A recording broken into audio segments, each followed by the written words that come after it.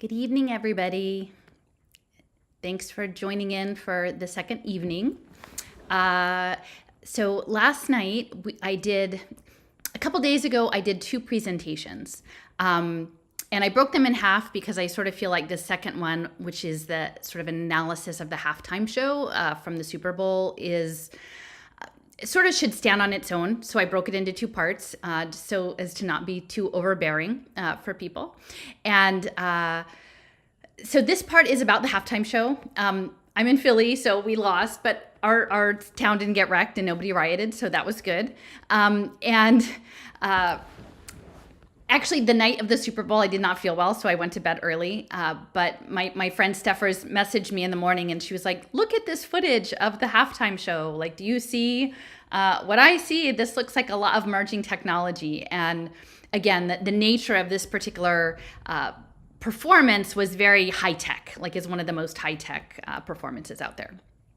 And so, she had a lot of things that she was thinking about. And again, she doesn't presently have sort of a public outlet to share her thoughts. And I do think that they're important. This is not my primary bailiwick of doing sort of an analysis of public performance, but I think it's definitely worthwhile because for me, it resonated, being that the Super Bowl was happening in Phoenix. And I don't know if you guys remember, but I went to Tucson and in the fall, in late November, and to give a presentation with my friend Drew, and Drew and Jason and I were down there, and I ended up staying a while, and I did a lot of field work, and some of it I documented on my blog through photographs. And I took a couple days, and I drove up to the Phoenix area, to Tempe actually, because one of the key people that I've been sort of looking out for is Michael Crow, who is the president of Arizona State University, which is based in Tempe, although they also have a presence in downtown Phoenix. And he was the founding board chair at In-Q-Tel, so he knows all about emerging technology and how it interfaces with educational technology. And so I spent about a day and a half just wandering around the campus of Arizona State University, home of the Sun Devils, and taking pictures of things and like exploring the academic halls and just sort of seeing what was going on in Tempe. And a lot of it had to do with emerging technology and social evolution and biotechnology and stigmergy and sociobiology, and a lot of the things that I've been really exploring sort of throughout the fall and the winter. So I thought, well, okay, I can see this is being embedded in this performance. And as I mentioned last night, the frame I'm using is more one of steganography, which is sort of encoded storytelling in messaging. And so it's not so much about like Rihanna as an individual, but as this entire performance as a subliminal storytelling aspect about rebirth and the centering of this around her announcement of her second pregnancy and sort of the presence of this new life that was covertly like part of this larger display. So anyway, so this one is a little bit longer tonight. It's about 2.5 hours. And, I hope it makes sense to you. I don't know. I asked if there were other people analyzing the Super Bowl, and I think I heard that it was sort of more just general esoterica and didn't involve like photonic computing and stigmergy. If you've heard of anyone else incorporating stigmergy and pheromones into their analysis, I'd love to know about it. Anyway, I will proceed. I will be hanging out in the chat if people have questions or observations, and maybe this is a stretch, but anyway, in my thought experiment about how this performance went, I felt like it's about the Phoenix rebirth. So here, let me move over to the show. All right, I'm back for part 2. So this is the section about applying the idea of transmedia.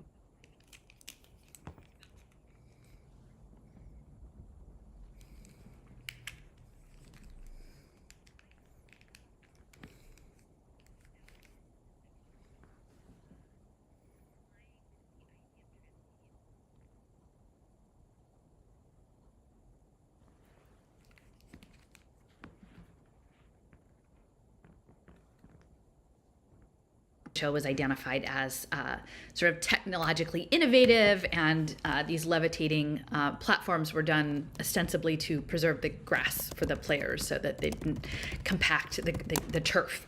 So that's why everybody was floating around. But I think it does have something to do with the cloud, right, and the metaverse, and being disconnected from the groundedness of the natural forces.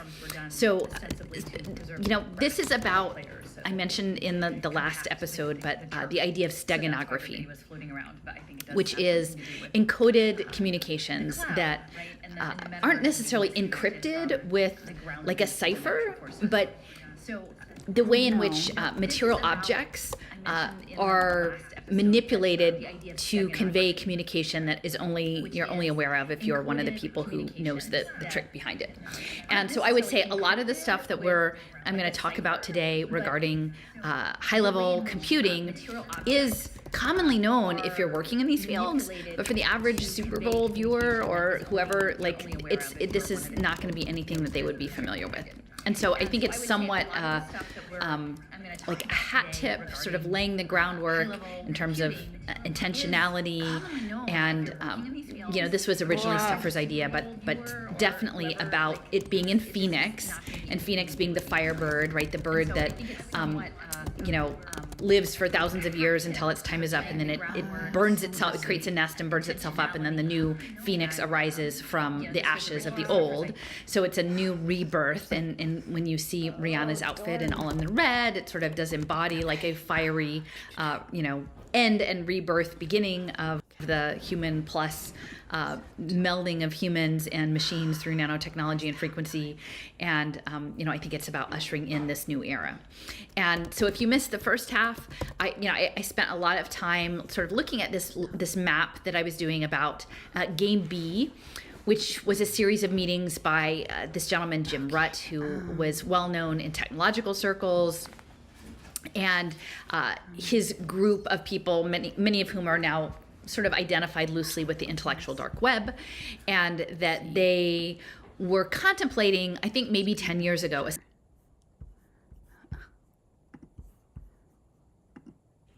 All right, I'm back for part 2. So this is the section about applying the idea of transmedia storytelling to the Super Bowl halftime. And so this isn't going to be about like esoteric stuff or whatever. It's actually going to be me applying a lens of emerging technology to a show that was actually sort of lauded for its technological prowess. So there were lots of stages floating up and down, and there was sort of a lot of logistics. So that aspect of the show was identified as sort of technologically innovative, and these levitating platforms were done ostensibly to preserve the grass for the players so that they didn't compact the turf. So that's why everybody was floating around. But I think it does have something to do with the cloud, right, and the metaverse, and being disconnected from the groundedness of the natural forces. So, this is about, I mentioned in the last episode, but the idea of steganography, which is encoded communications that aren't necessarily encrypted with like a cipher, but the way in which material objects are manipulated to convey communication that you're only aware of if you're one of the people who knows the trick behind it. And so I would say a lot of the stuff that I'm going to talk about today regarding high-level computing is commonly known if you're working in these fields, but for the average Super Bowl viewer or whoever, this is not going to be anything that they would be familiar with. And so I think it's somewhat like a hat tip, sort of laying the groundwork in terms of intentionality. And this was originally Stuffer's idea, but definitely about it being in Phoenix, and Phoenix being the firebird, right? The bird that lives for thousands of years until its time is up, and then it burns itself, it creates a nest and burns itself up, and then the new phoenix arises from the ashes of the old. So it's a new rebirth, and when you see Rihanna's outfit and all in the red, it sort of does embody like a fiery, end and rebirth, beginning of the human plus melding of humans and machines through nanotechnology and frequency. And, I think it's about ushering in this new era.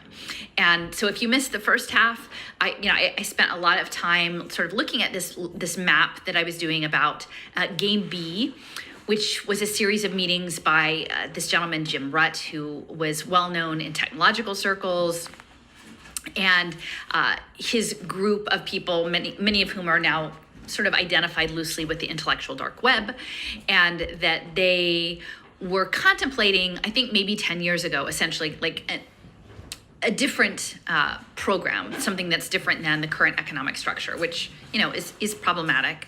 But they keep talking about there's a mega crisis, and so we need a new answer. And I think broadly their vision would be a tech-centered, distributed, emergent human flourishing that involves some sort of like social technologies and neurotechnologies and optimization of individuals and societies that is decentralized and distributed and very much sort of in the line of a lot of libertarian sort of thinking, both libertarian left and right and left on that side.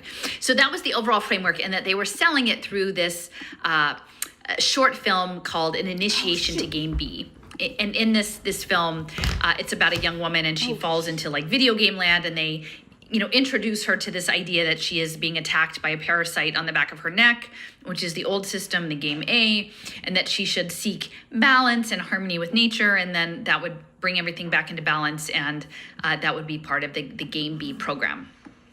And within this was all part of the people who are working on this. His name is Jeff Gomez. It was part of transmedia storytelling and collective journey storytelling. So immersive media that crosses multiple platforms and conveys a certain messaging, like a certain campaign. And Gomez had worked both for the State Department and for gaming companies, and he has his own firm that does guidance around like the narrative arc, again, shifting away from the individual towards the collective, which is really sort of the focus of this halftime show. So I want to touch on the overview.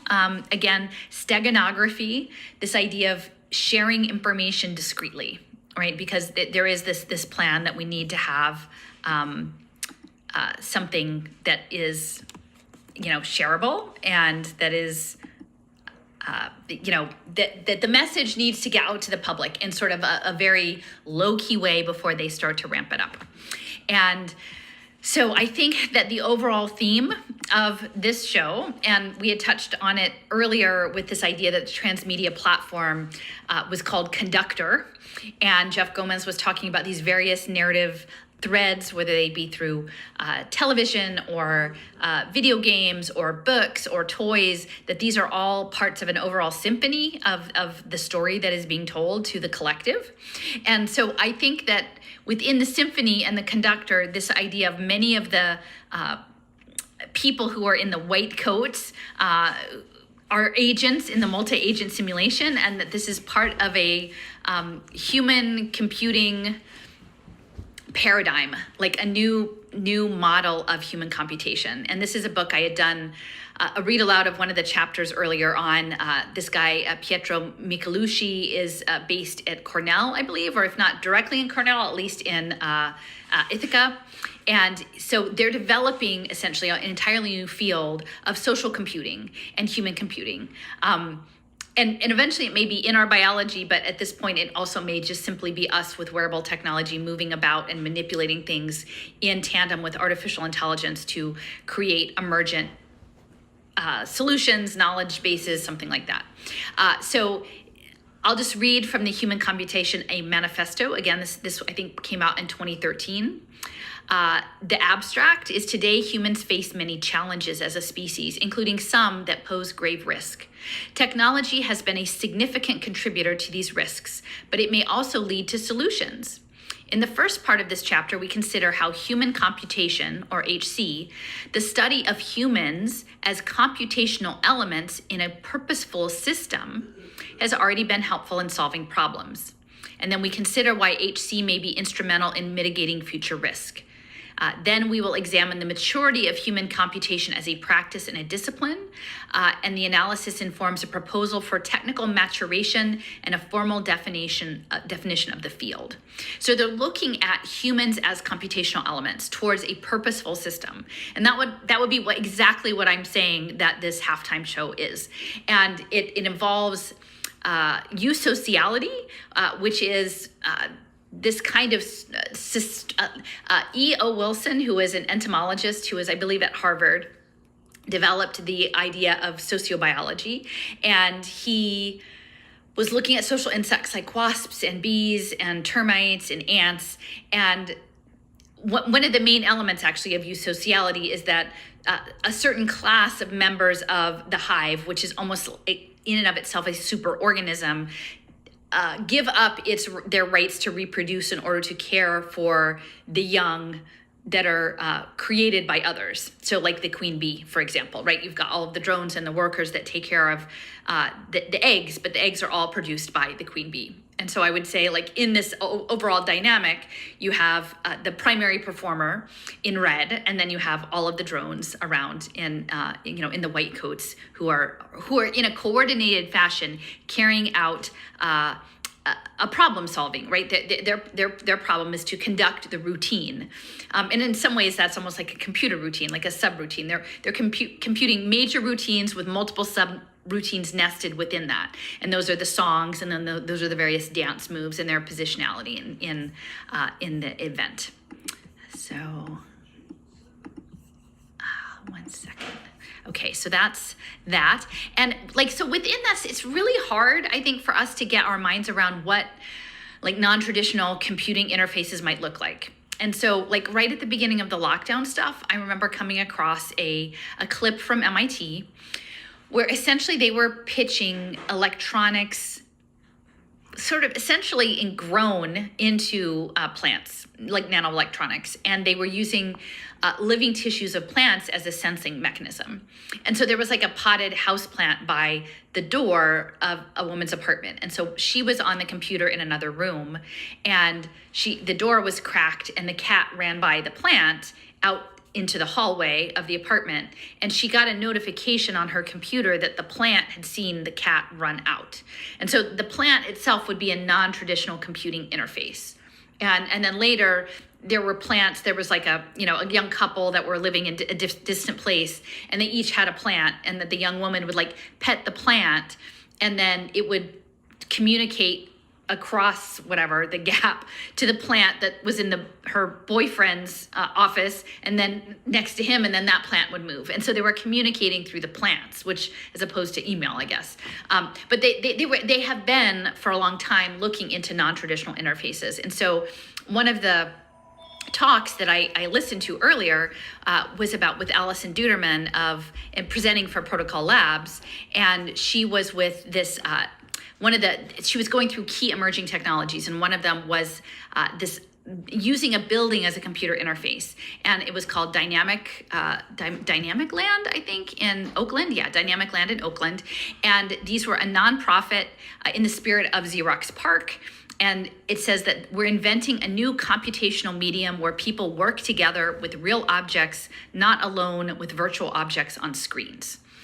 And so again, I'm sort of imagining that this overall complex dance routine over the course of 13 minutes could, if we were sort of, again, trying on the hat of steganography and what this might mean to have a performance, which is something that, it's probably the most watched annual TV event in the United States, on this big screen, what story are we telling?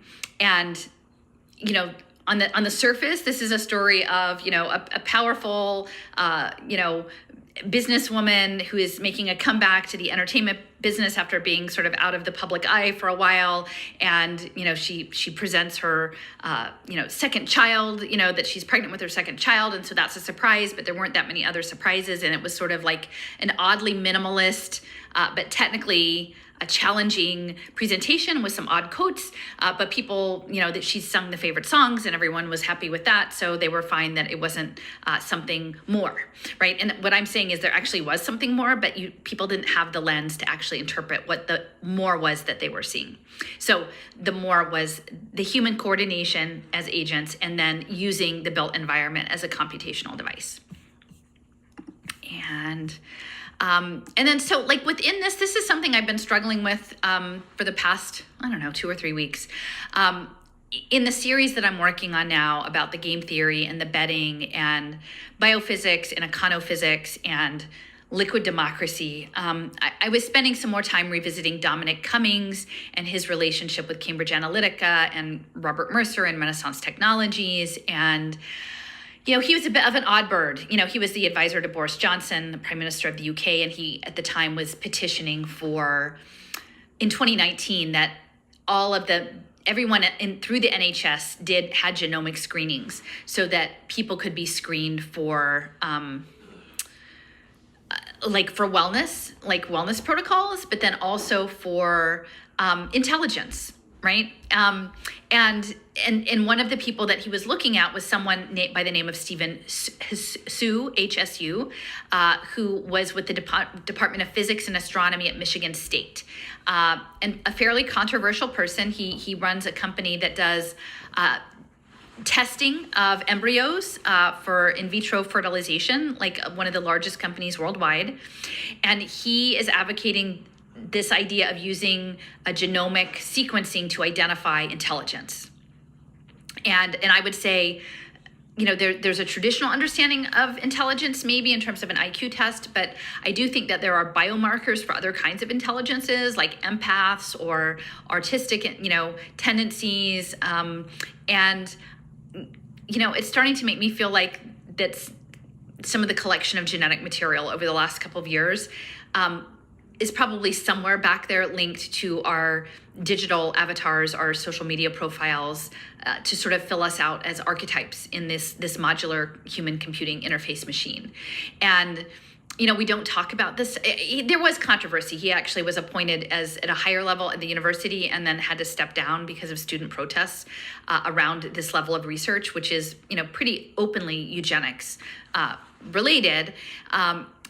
But we're being conditioned to think of this as, this is wellness, this is economic advancement, this is optimization, this isn't a bad thing. Like, we should just accept that this is the new technology and this is how we're doing the world these days. And so I would say this is sort of in the background of technological progress that's linked into human machine computation and augmented reality and extended reality in the metaverse, and this idea that many people who were maybe typically targeted by eugenics-based programs, whether that be based on their race or based on perceived disability, that these are the people who are kind of being put out in front to say, like, the metaverse is our liberation, like the metaverse is what we want. And I'm just asserting that I think we should talk about that more openly, because I have a lot of questions based on who has built the structure, both the war machine and the debt finance machine. Like, I have my skepticism that this is actually anything liberatory. But within the lens of the big show, I think it's very important to have a powerful Black woman who is an entrepreneur and who is now sort of going in a very direct way into augmented reality merchandising of her brand, in order to legitimize this within the context of the culture wars and, social justice, that they need these optics. But what's hiding behind it all is stuff like this, which is coming out of England, out of Dominic Cummings, who was informed by the work of Stephen Hsu, not only in biology, but also in economics, because I guess he had a blog and he was predicting the 2008 crash. So he was working in the physics equations. And again, the physics of money and the physics of biology are intersecting. And, this is coming out of England. And, later I'll talk about a little bit like Barbados, but I just learned when I was doing this research on sort of the history that Barbados, which is where Rihanna is from, that it essentially developed the plantation, the slave plantation template. So there was definitely slavery well before what happened in Barbados, but the British actually put it down to a science, like how you do sugar cane. And then they actually implemented the laws, the legal structure of chattel slavery, to make people property. And then they used the template of those laws, and then they exported them out to places like South Carolina. And so that history really matters. And then how we're talking about it, because again, I think that the metaverse is going to be a new version. Only instead of your physical labor, it's your intellectual labor and your emotional labor, and potentially using actually your body itself as a computational mechanism. So I think that I just want to put this in the background, that the eugenic stuff in the name of progress and wellness and optimization is still very much out there and still very questionable. Okay, so that's the bigger picture of steganography. And gosh, so look, I have all of these. So I made all of these dots, these beige dots. Here we have Rihanna down here. The Super Bowl halftime show is sort of the feature there. And her unborn child. So the child, I think, is as much a participant in that event as the mother. And it was definitely, her outfit was framed to emphasize that union, the maternal union. And, one of the things I think really strongly is that this emergent mechanical consciousness that's coming up is very envious of creation, right? It's envious of the sacred bond between the creator and humanity and natural life on the earth. It's trying to get at this idea of like embryogenesis, like literally how does the zygote divide from one cell into something that's much more complex and thinking and has its own thoughts.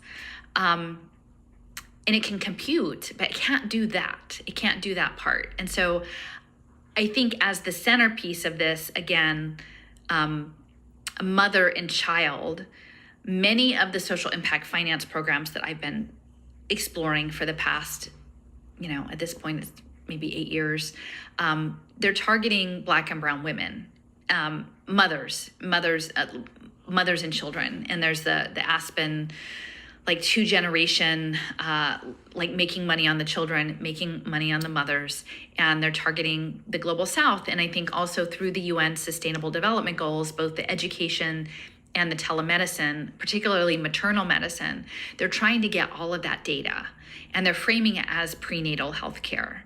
And just as I've said in the past that, UNICEF and Singularity University were saying like, the children in Africa there's never gonna be enough resources that they can have human teachers. They're just gonna have VR headsets, and we'll just boost them into the new normal.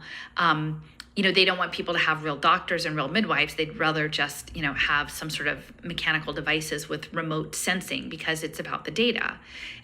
It's about running the data to make the impact markets, and about getting the data to train the AI systems and then to steer the populations. So it's like people aren't going to be entitled to actually having human contact, both in their educational space and their health space. And this is all being done in the name of, anti-poverty work and sustainability. And it's a scam. It's all really terrible, and we need to do much better than that. So this is actually Stepher's sort of assessment, and I appreciate her bringing this up.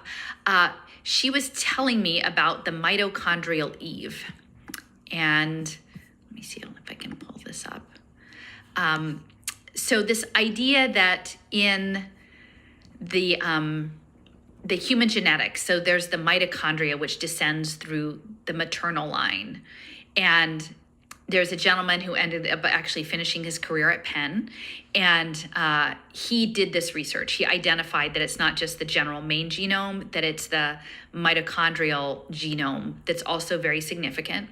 And he did this work to trace back like all of, I guess, human ancestry to what he calls the mitochondrial Eve, which is somewhere in Africa.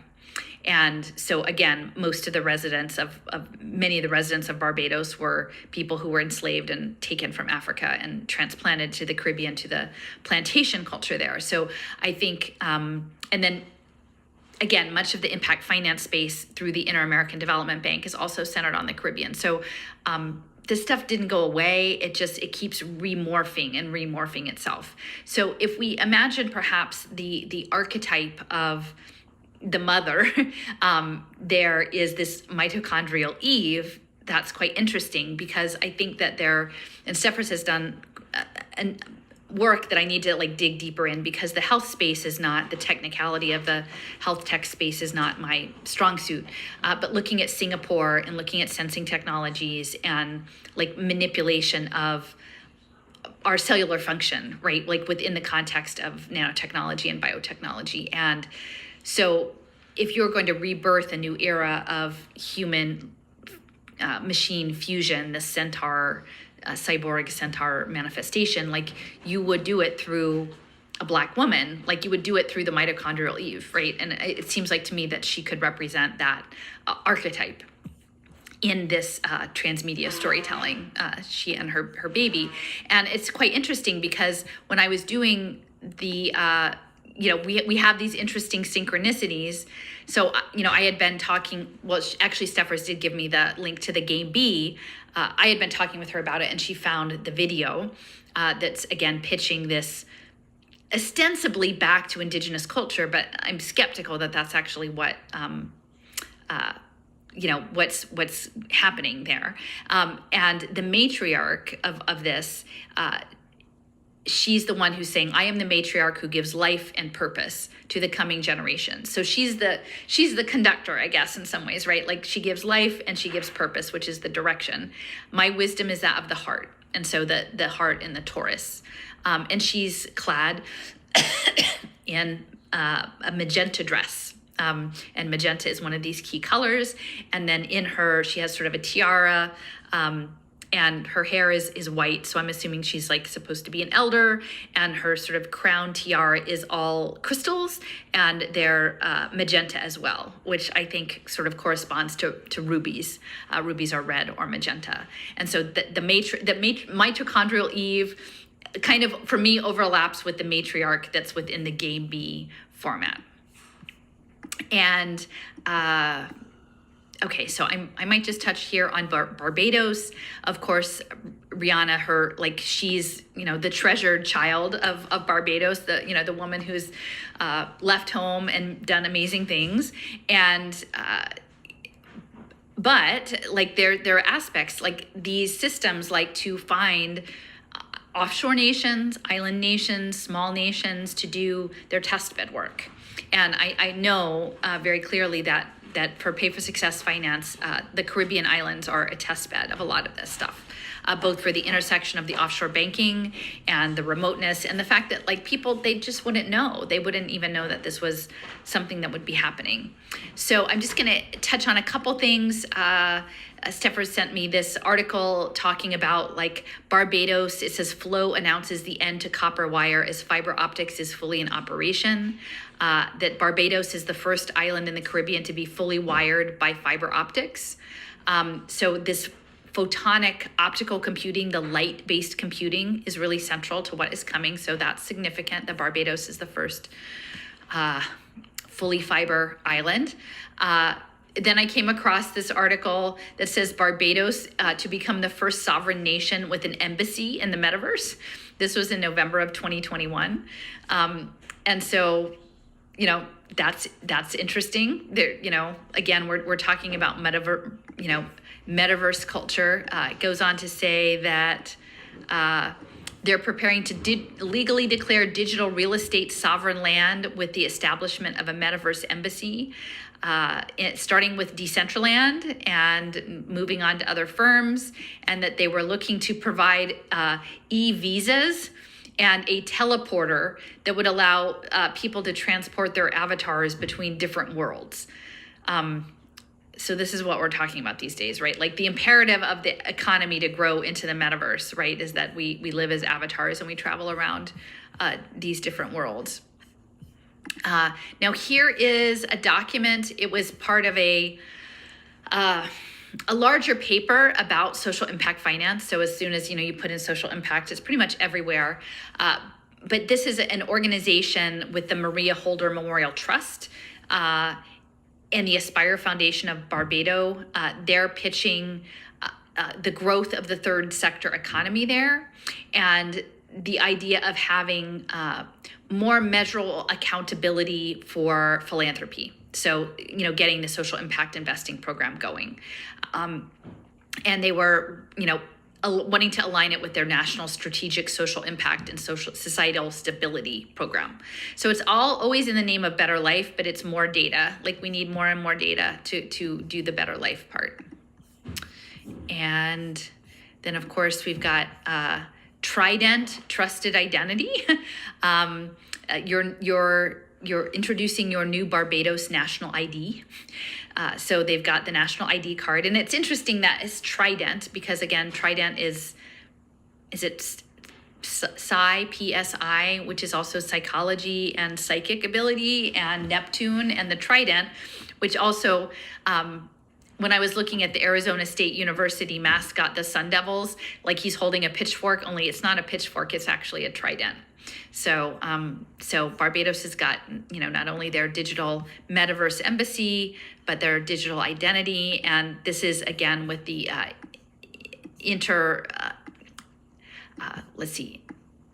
Inter-American Development Bank, IDB, which is sort of like the World Bank proxy in the Caribbean and South America. And so they were working in the impact finance space, and their goals for the last 4 years have been setting up social data and information systems. So that's everything that we need for the interoperability for the data analytics for the human capital, efficient social programs. So efficiency is, again, optimization metrics, and then skills alignment. So, I've been saying for quite some time, but I do believe that the intention is, from both as an impact investment space and also a symbolic, that they really want Black and brown communities of the global South to largely code the new digital empire, and especially girls, Black and brown girls and women. That UN Sustainable Development Goal 5 is gender, and so they're framing this as something beneficial, and they're going to do that as like a skills program. And yeah, so this is just another image. They're talking about safeguarding social outcomes, and that's the plan. And then there was another image here, blockchain on the beach, launching Crypto for Kids Caribbean at the University of the West Indies, Barbados. And so, so much of the Caribbean and the South Pacific are really just hotbeds for blockchain. And again, because they're already sort of decentralized as it is, it's sort of a natural fit.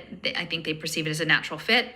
And they're setting up scholarship programs, the Global Blockchain Scholars Program, and a multi-platform podcast app built by women and powered by girls.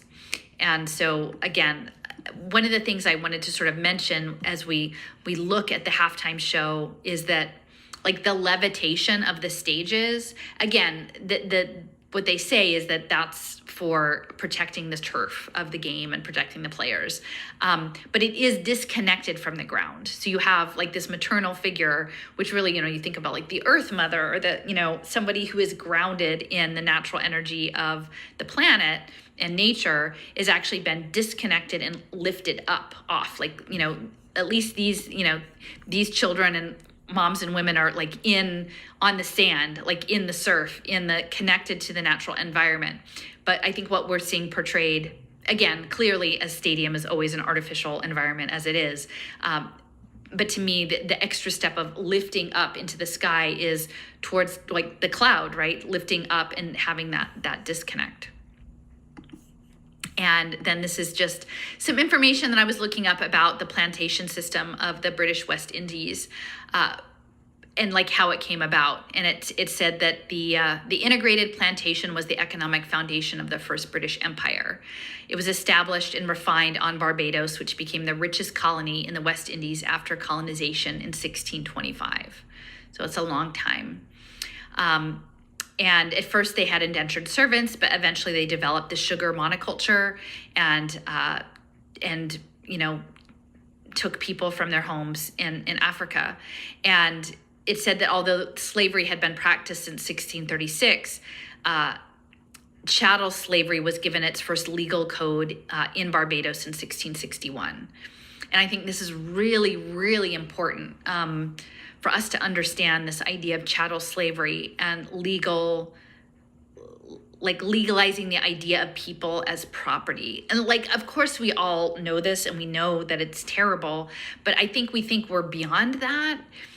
But what's coming with digital identity and impact finance and securitization of you as human capital, I think it's going to be close. I think it's going to be, I'm not trying to say it's exactly the same, like the brutality and the harm.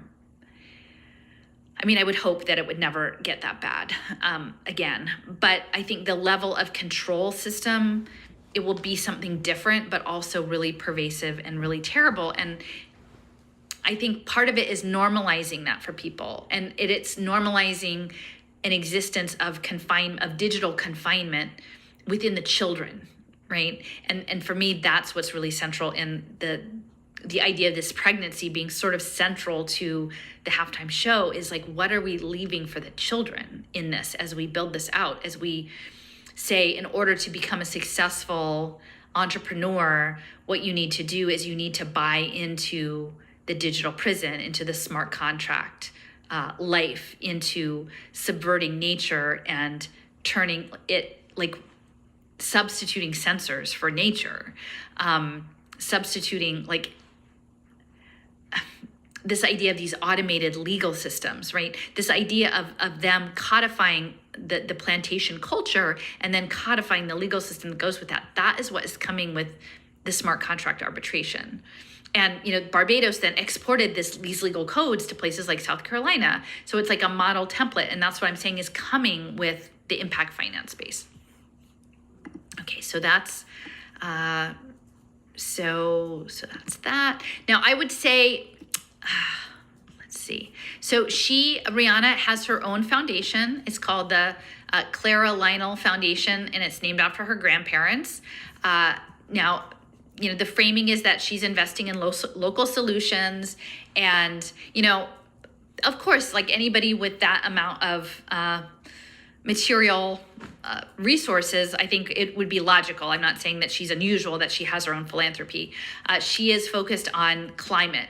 And again, many of the island nations are really focused on climate because there's this uncertainty about sea level rise, right? But then there's also the storms, and there's a lot of questions that I have about the nature of which weather is engineered at some level. Historically, we have engineered weather. China's engineering weather.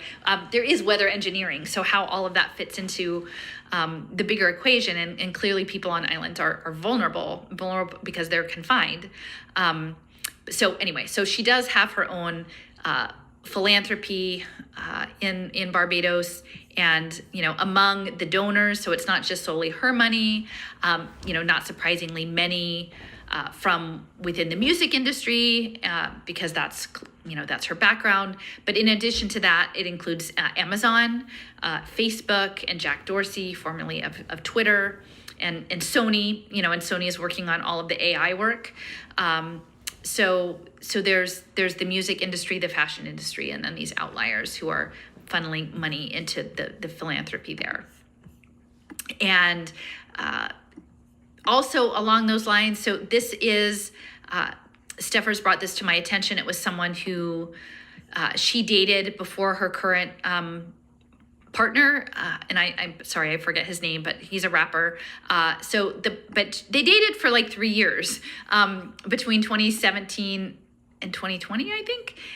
So it wasn't, I would assume for maybe, celebrity culture, 3 years seems like pretty good. And his name was Hassan Jamil. And so, and it's interesting because his family is very, very influential in the social impact space. And There's just his Wikipedia. He's from Saudi Arabia. That his family's business is called Abdul Latif Jamil, and they started out in the post-war era as a distributor of Toyota vehicles in Saudi Arabia and throughout the Middle East, and then they've since expanded into all sorts of infrastructure, smart infrastructure, environmental services, real estate development, electronics, media. Very, very influential family.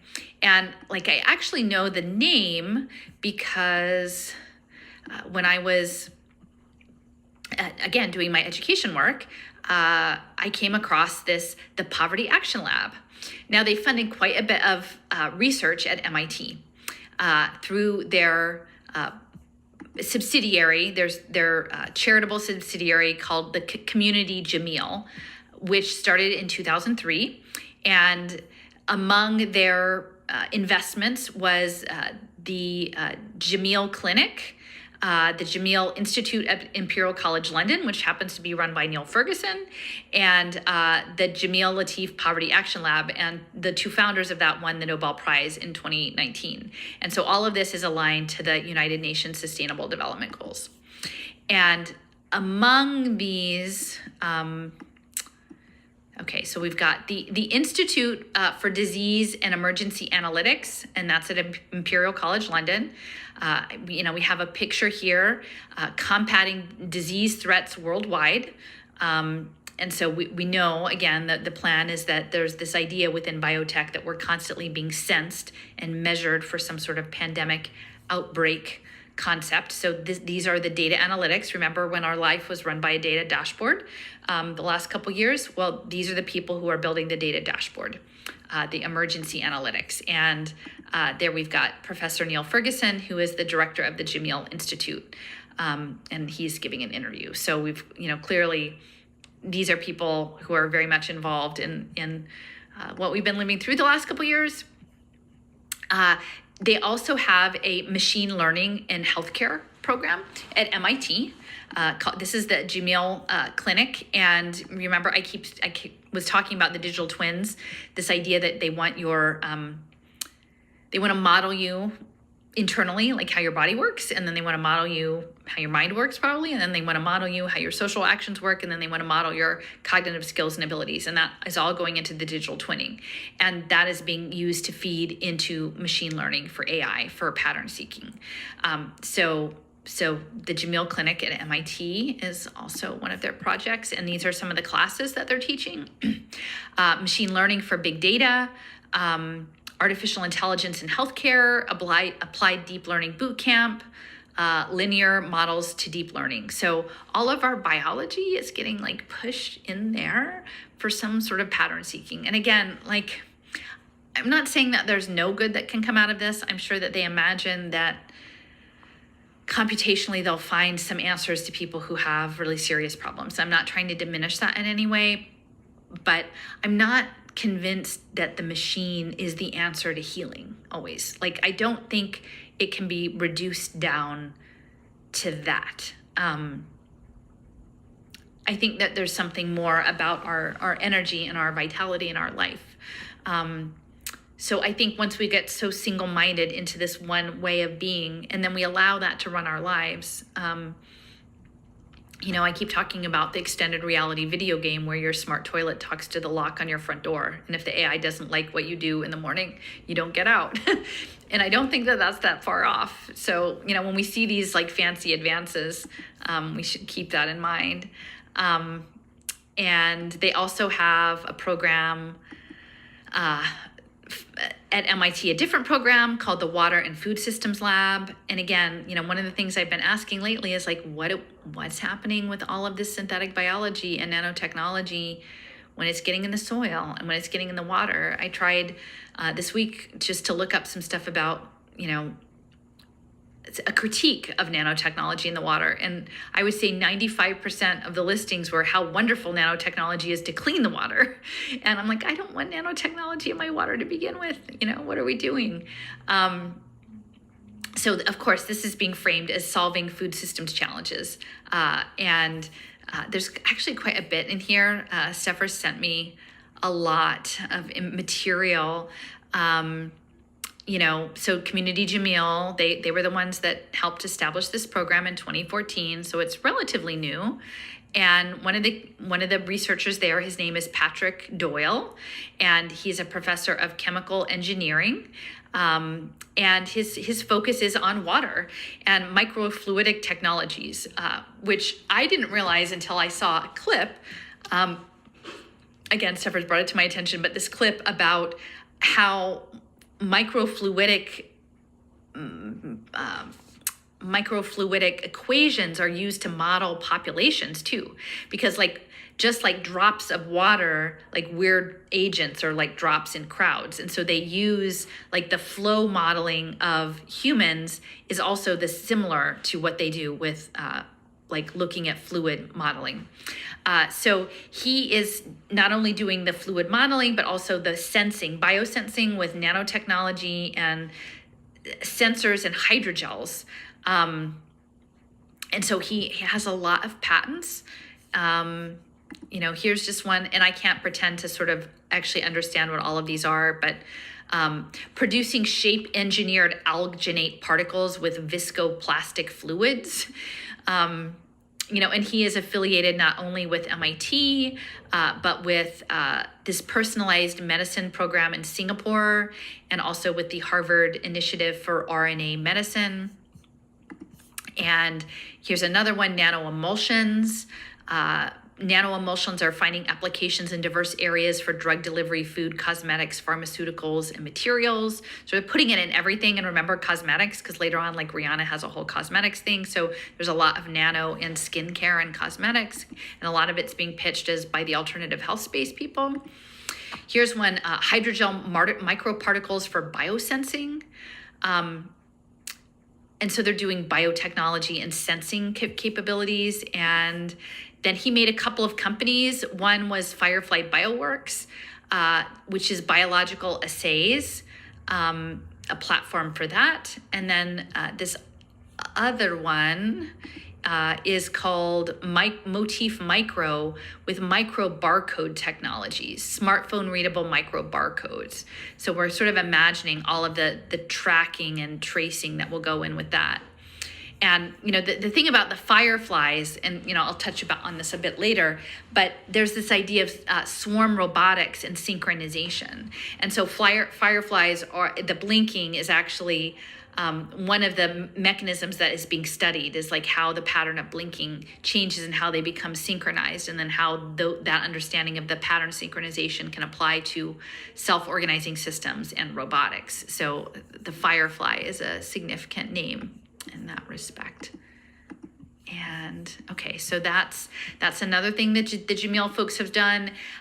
They're creating markets for modern healthcare, including prenatal monitoring, because a lot of it is actually about controlling pregnant women and their children. That's a really big, I've noticed that's huge aspect. And this is really interesting language, because it says that the Jamil Health, they focus on accelerating modern medical care while addressing unmet medical needs in developing markets. So it's about providing care, but really it's about providing product and making a market for the care that they're providing, which is pretty much telemedicine is what's coming, is the remote sensing and telemedicine. And this is the, I'll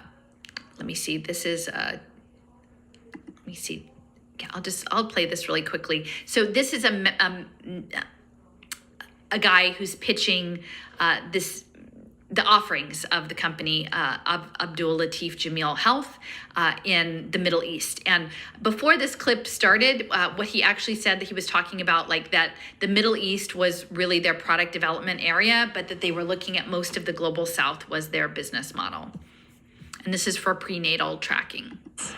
The Middle East is really our bedrock. This is where we introduce the technologies first.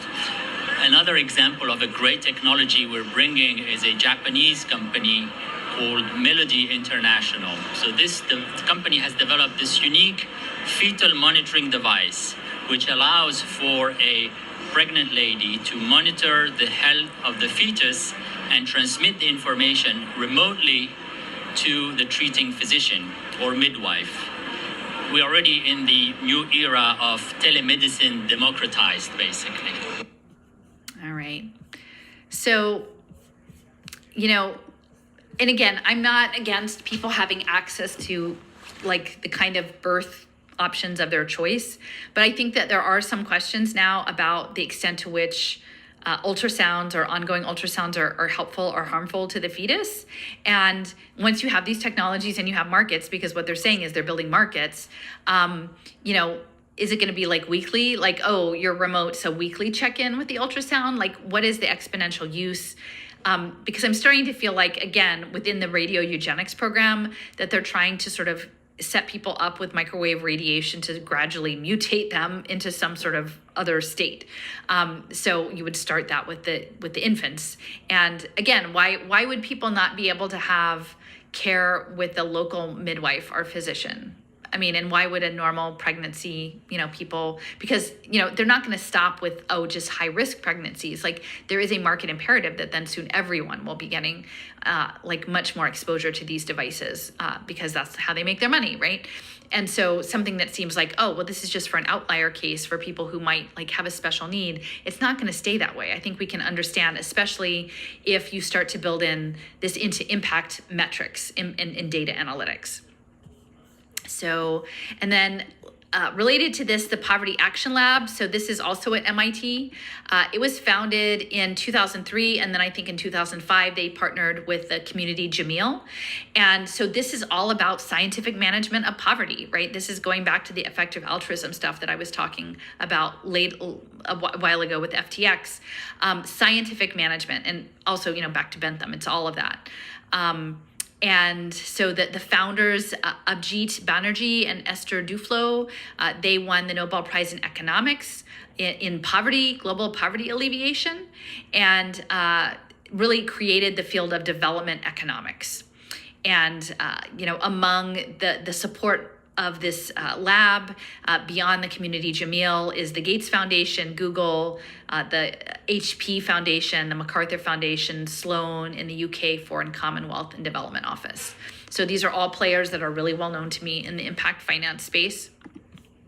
And, I was just revisiting because I had written a blog post. This is actually back in the February of 2019. So gosh, it's been a bit ago. It was called Home Visit Legislation, a Sales Pitch for Family Surveillance. And this was an early pilot for Medicaid in South Carolina, again, a major slave state, back in the day. And they were targeting women on Medicaid with this, again, ostensibly nice, right? Like, we would like to, set you up with a social worker and someone to sort of check on you about your, compliance with good, prenatal compliance systems. And then they also gave these women apps. And the apps were called Goal Mama. And the idea was that they were going to solve poverty for these low-income women in South Carolina who were pregnant by having an app that gave them nudges at a certain point. And they were supposed to engage in online content material that came out of Silicon Valley about parenting. And so to me, this was very much, it was, the app was developed by Pam Omidyar, the wife of Pierre Omidyar of Omidyar Network. And she has her own biotech, health tech company called Hope Lab. And Pierre Omidyar and Omidyar Network also has a whole big initiative around looking at looking at the majority minority population of children as an impact market in terms of cognitive development and pre-K finance. And so this is all mixed in together. The providers of the services for that program was the Nurse Family Partnership, and JPAL, the Abdul Latif Jameel Poverty Action Lab, they did the analysis of Nurse Family Partnership for South Carolina and that very early Pay for Success finance deal. And this was one of the early core deals. So, when we're talking about prenatal monitoring, it starts to get kind of creepy when you see things like this, like the Goal Mama app. It's in partnership with the Nurse Family Partnership, Goal Mama, and this is Pam Omidyar, Hope Lab. Now, I will point out that the logo of Hope Lab is all rainbow colors and very prismatic, and to me, that really speaks to sort of the optics and photonic light-based communication. And then they have an image of the app that says Goal Mama exclusively for Nurse Family Partnership moms. Plan your visit, be prepared, add topics. Here's a to-do list, here's a pinned list, here's a complete list. Make a shopping list that has half fruits and veggies. And so this is like the nanny state, really, but it's not the state, because these are impact investors. This is global capital that wants into managing how people run their households, right? And for the most part, many of the people who are being managed don't have they're not making bad choices. They're making some of the only choices they're able to make given the economic constraints they're living in. And I expect that that's about to get considerably more complicated. So anyway, this is this whole section, and I know it's a bit of an outlier, it seems like, for Rihanna. Again, she dated him for 3 years, but fairly recently. So I'm sure at some point she has her own philanthropy. It must have come up. She must be sort of aware of sort of these overall forces. But for the most part, people who are involved in that, they're not thinking that there could be anything wrong with it. That they think that this is purely benevolent. But in the overall context of the game, I've talked about Phoenix, the history of the city bird, right? The Phoenix bird symbolizes immortality, resurrection, and life after death. And in ancient Greek and Egyptian mythology, it is associated with the sun god. And I think Mithras is maybe the sun god too. But I know Apollo, but I think the Mithraic stuff is related to the sun, and that's all like Michael Bloomberg's European office on the Mithraeum. And it's interesting because it says something about that it was named a phoenix because it had sprung from the ruins of a former civilization. So I'm assuming that maybe means the ancestral Puebloan people who had vanished. So it's interesting that they're claiming that legacy. But yes, so when the bird felt its death was near, it would build a nest and set it on fire and be consumed by flames. And from the ashes, an egg of myrrh, it embalmed the ashes of its predecessor in an egg of myrrh and flew with it to Heliopolis, the city of the sun, where the egg was deposited on the altar of the sun god. In Egypt, it was depicted as a heron, but in classical literature as a peacock or an eagle. So so the new phoenix springing forth. And I would say too, from the ashes, carbon nano is soot. So that's an interesting thing to think about, like the whole carbon nano thing and soot and ashes and the phoenix. So I feel like that this is like a rebirthing process. It's not just me, like this sort of, Steffers came up with this. Just to situate, we have Phoenix in the middle. The State Farm Stadium is out to the west in Glendale. And then when I went to visit this summer, I went to the campus of Arizona State University, which is really a hotbed of a lot of this, in Tempe. But this is all, I think, more or less would constitute the Phoenix region. And, the stadium itself was the State Farm Stadium. So, of course, I had to look that up in Little Sis. And, State Farm, many of the insurance companies are very deeply embedded in pay for success finance. I think Prudential maybe more than State Farm. But State Farm was supporting all of the education reforms, Common Core, Next Generation Science. They were affiliated with the National Urban League and the Education Results Partnership. So it definitely seems like they would be in line for impact investing. Additionally, they're a member of Hyperledger, Change the Equation, America's Promise, and the health insurance. So again, the value-based payment system in health insurance. And the Alliance for Excellent Education, which is all ed tech, Pivot Learning, the Education Trust, and Stanford Center for Internet and the Society. So, so it's interesting that it's an insurance company stadium that this is happening in, because the insurance companies are very much central to this. And then we've got Arizona State, which, I visited. like within that, we have a couple of divisions.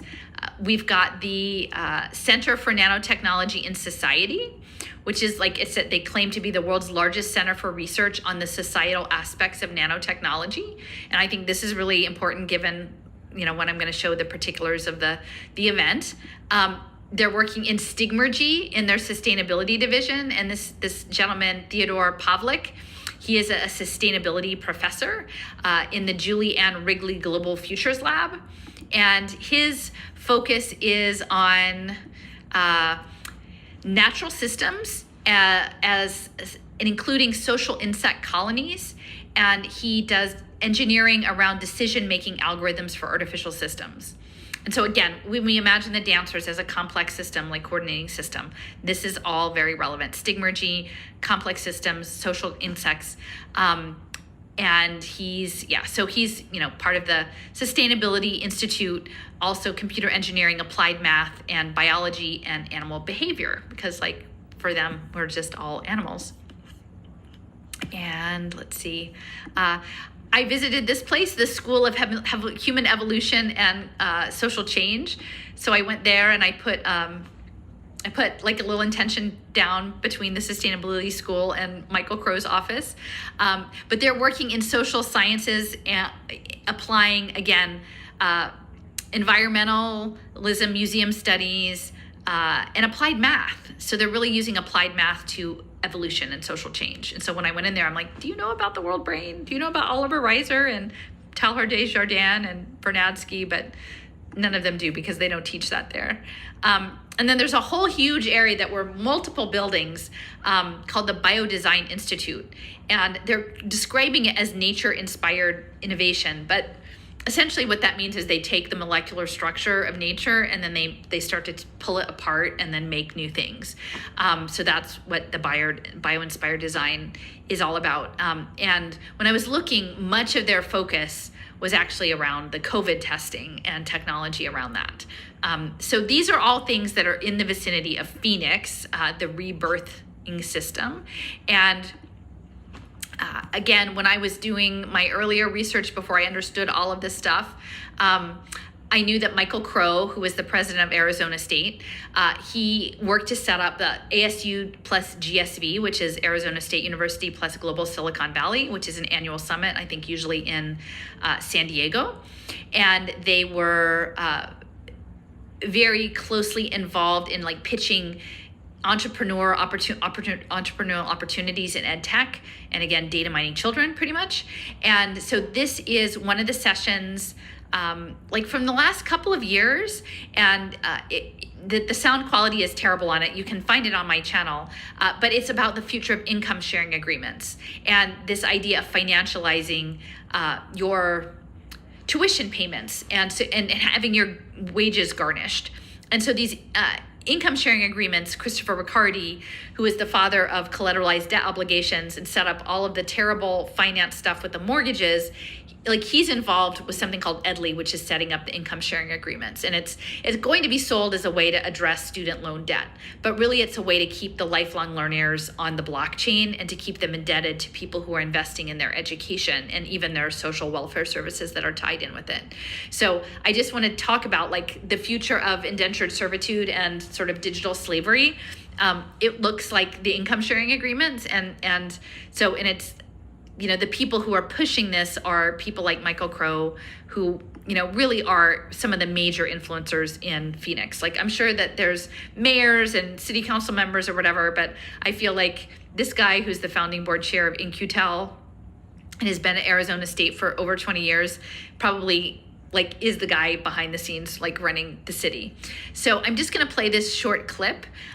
This is from a briefing that he was giving to TRADOC, and I'm trying to remember what TRADOC is. It's like training and command for the military, the army, and they have a division called the Mad Scientist Division, and they were meeting at the Arizona State campus. And so here he's talking about how the incoming youth of today are no longer actually human.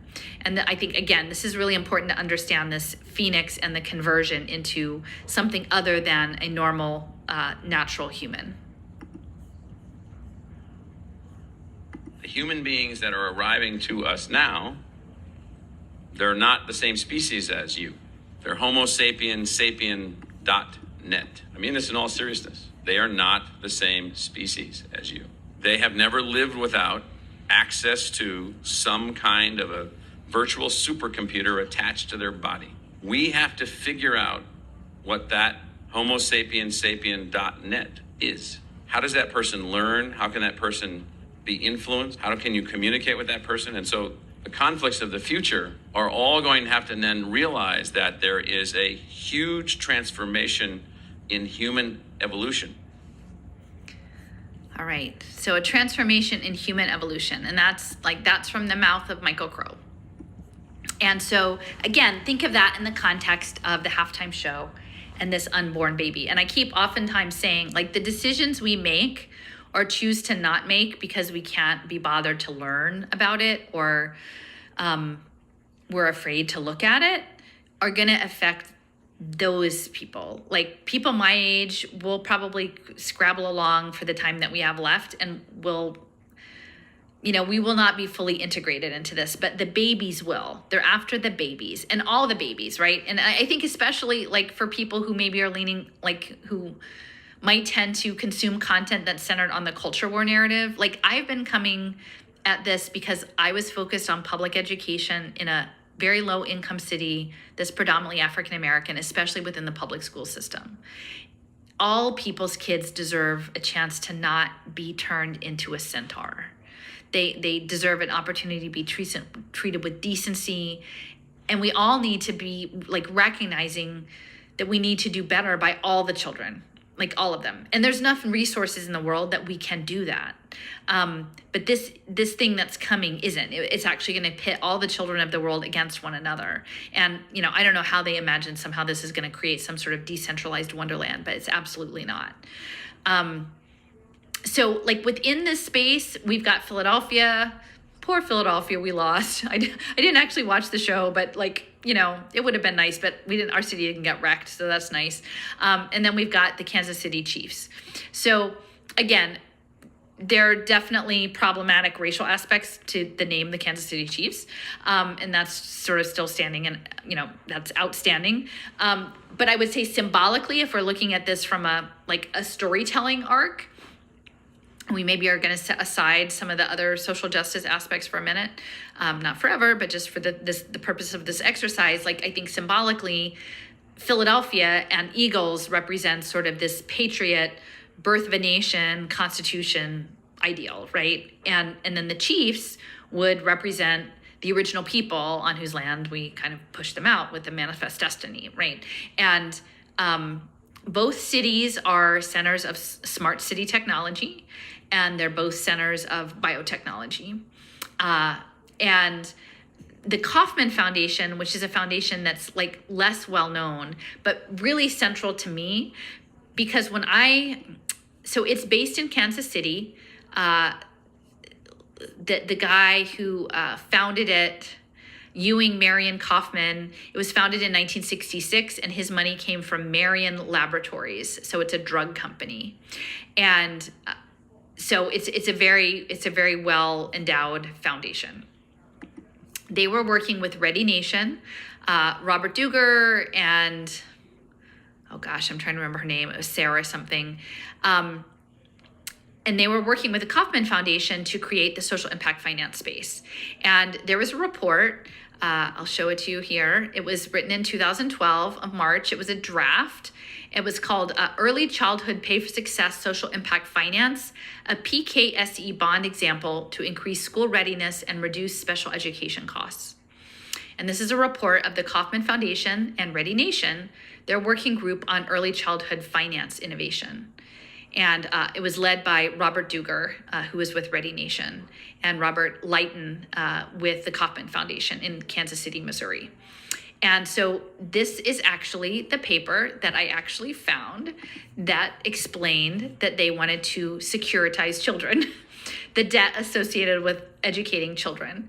And they talk about this idea came out of an Invest in Kids working group, and it was connected to INET, the Institute for New Economic Thinking at the Becker Friedman Institute at the University of Chicago.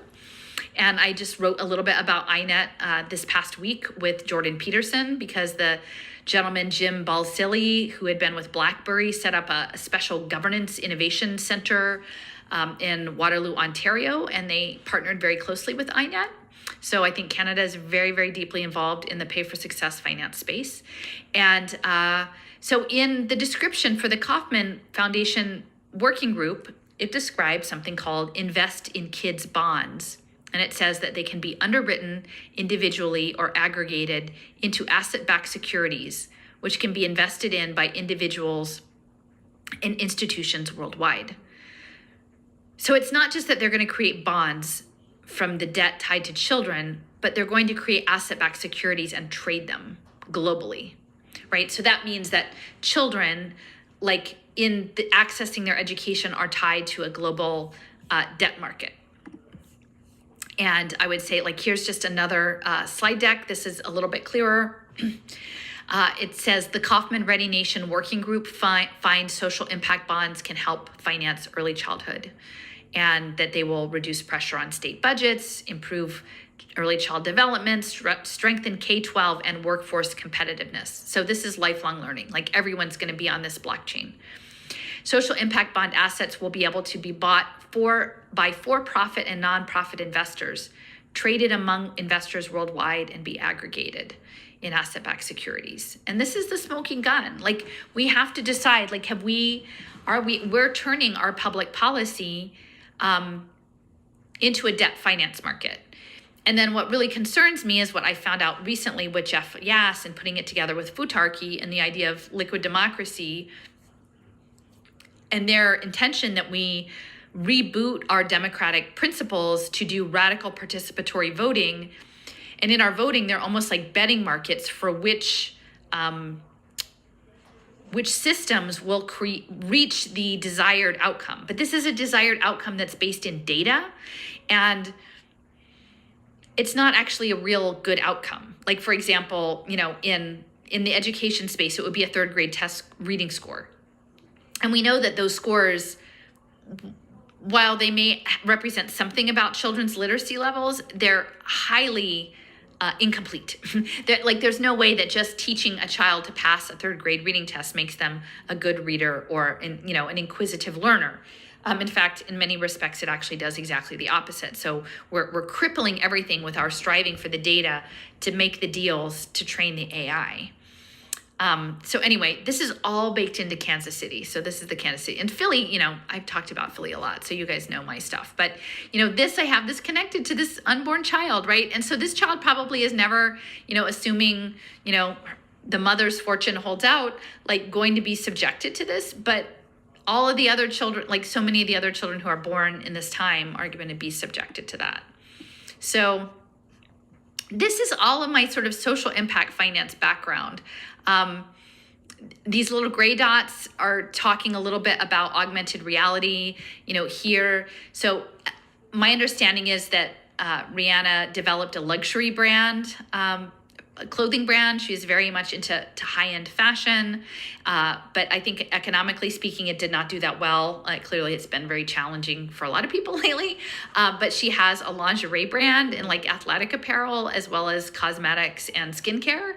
And so she's expanding her retail goods into the metaverse.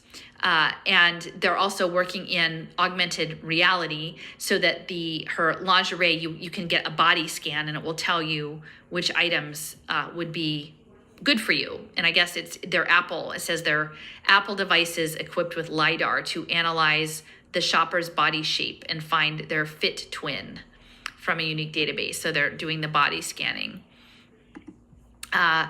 Here's an article in Forbes that just talks about her luxury brand of clothing, that didn't actually work out so well. And, I will point out, this is an article from Raoul that he had done a while ago. It's called Behold a Dead Horse, the Dark Nexus Between Art, Fashion, and Mixed Reality. And I think we can understand The high-end fashion, like the luxury fashion space, also within like the high-end art space. And it's a really good article. It covers a lot of different topics besides this. But this particular piece that I pulled out, it was talking about Gucci being one of the first luxury brands to develop products for augmented reality and mobile apparel, which is like this new form of retail. And that this is all about rebranding like affordable luxury, even as the actual really rich people are going to get the real luxury, like as aspiring people can have that luxury in the metaverse, and that it's going to be framed as a more, as opposed to fast fashion, like something that's more sustainable, is that you have minimal clothing, but then you have the rights to maybe have your avatar wear certain clothing in the metaverse. So I think it's important to understand that she's a very savvy business person who knows about clothing. So when we're talking about some of the costuming of the dancers, that all of this is done in a very thoughtful way. This is a person who is, deeply connected to the fashion industry. And then here is something, let's see. So she has a new trademark application for virtual cosmetics and hair care products under the Fenty brand. Rihanna wants to extend her fashion empire into the metaverse. And so, it says her fashion company has a market value of $570 million over 4 years, but she's working on Web3. So again, it says, let's see, she's looking at maybe setting up her shop in Decentraland. So I'm not sure, like, how do you have virtual cosmetics and virtual hair in the metaverse? Like, do you have an avatar and you're only allowed to have a certain kind of, like, your hair is frizzy if you don't buy the product and it's not at your home? When I was going through the slide share with Elaine Rayborn in the last segment, they were talking about how the sensors in the garden affected what food was available in the cafeteria in the virtual reality space. So if something wasn't growing or wasn't ripe in the garden, it wasn't going to be available in the virtual reality. And so I think about, like, well, how would that apply to hair care if you have to buy it and have it at home in your cabinet and there's a sensor that knows, and so that your hair can have like more body or be smoother or whatever, like in that space? Is that how it's going to go? Like, what is this model? And then you have to have these sensors that are always like, I mean, is that part of like why you have to have an Internet of Things connected refrigerator? Like, is everything going to be connected so it can spy on the things you actually have, and then you're allowed to have them in the metaverse because you have them in the real world? I don't know. These are things, I think they came up like early on in Neil Stephenson's The Snow Crash, that the low income people just had really boring avatars. Like, you were just kind of blank. And then the fancier you are, the more assets you had, you had, more sophisticated avatars. And so I guess that this is just coming in the same space. Okay. So let me just get reoriented. All right, then. Well, I think we'll just get started. So remember, we have the matriarch and the ruby crystals. And then we have the mitochondrial Eve. And one of the things I was looking up, this is, she's definitely in a very bright red outfit that's, in contrast to the dancers who are clad in white. And there is a sense of like, it's a very strong color. And it's sort of like, blood red, right? Blood cells. And so I was looking at the mitochondria, and that besides the ADP, the energy that the mitochondria brings to the cell, I guess recent tech, like this is from 2017, but it's saying that there's newly published research that mitochondria also work in hematopoiesis, the body's process of creating new blood cells and red blood cells. So I would say a lot of the stuff that we're seeing is about signaling. It's about communication and signaling, and this can happen chemically, it can happen through language, it can happen through motion, it can happen through like chemosensors. So I think again, this might be a stretch. And on some of these things, you might be like, oh, I think you're a little bit off on this, Allison. But I think in aggregate, I think it's interesting. So we've got mitochondrial Eve wearing the blood red outfit, and mitochondria is not only energy, but also connected to blood cellular formation. Now, this is also something interesting. This is from the Game B video. And this is where they're like, oh my gosh, young woman, you have a parasite. Your parasite is Game A that is sucking the life out of you and controlling your mind, which is kind of crazy because like, I'm thinking about the way in which they're introducing all of these nanoparticles and intending to imagine someday of like having self-assembling nanomachines in us that would like guide and steer our behavior with light-based, optics and photonics and assemblies. And so this idea of being steered by something is probably not inaccurate, but I don't know that how I would call it. But it is odd to me in a strange synchronicity that there is this lurid red aspect of the parasite. And I'm not saying in any way that Rihanna is supposed to be the parasite, but it is also very similar, like this blobby sort of shape and the red going on there with the parasite. And within the ADP and the mitochondria, this idea that there is I do really think, guys, that the alternative energy space is not just going to be solar. There are going to be aspects that they want to mine our actual energy for something. And increasingly it's wearable technology, but I think that's the interface between us and Web3, like our wallet, like we'll create enough power to interface with the system. And so they are developing, this paper is from, oh, I don't see the date on it. It seems like it's mostly Chinese, Beijing, based in Beijing, but recent progress in human body energy harvesting for smart bioelectronic systems. So like this idea of having a parasite that's trying to zap your energy and steer you is actually really accurate. Only and the Game B is going to end us up in this place, not the Game A. The Game A has all its own issues, but not that. Okay.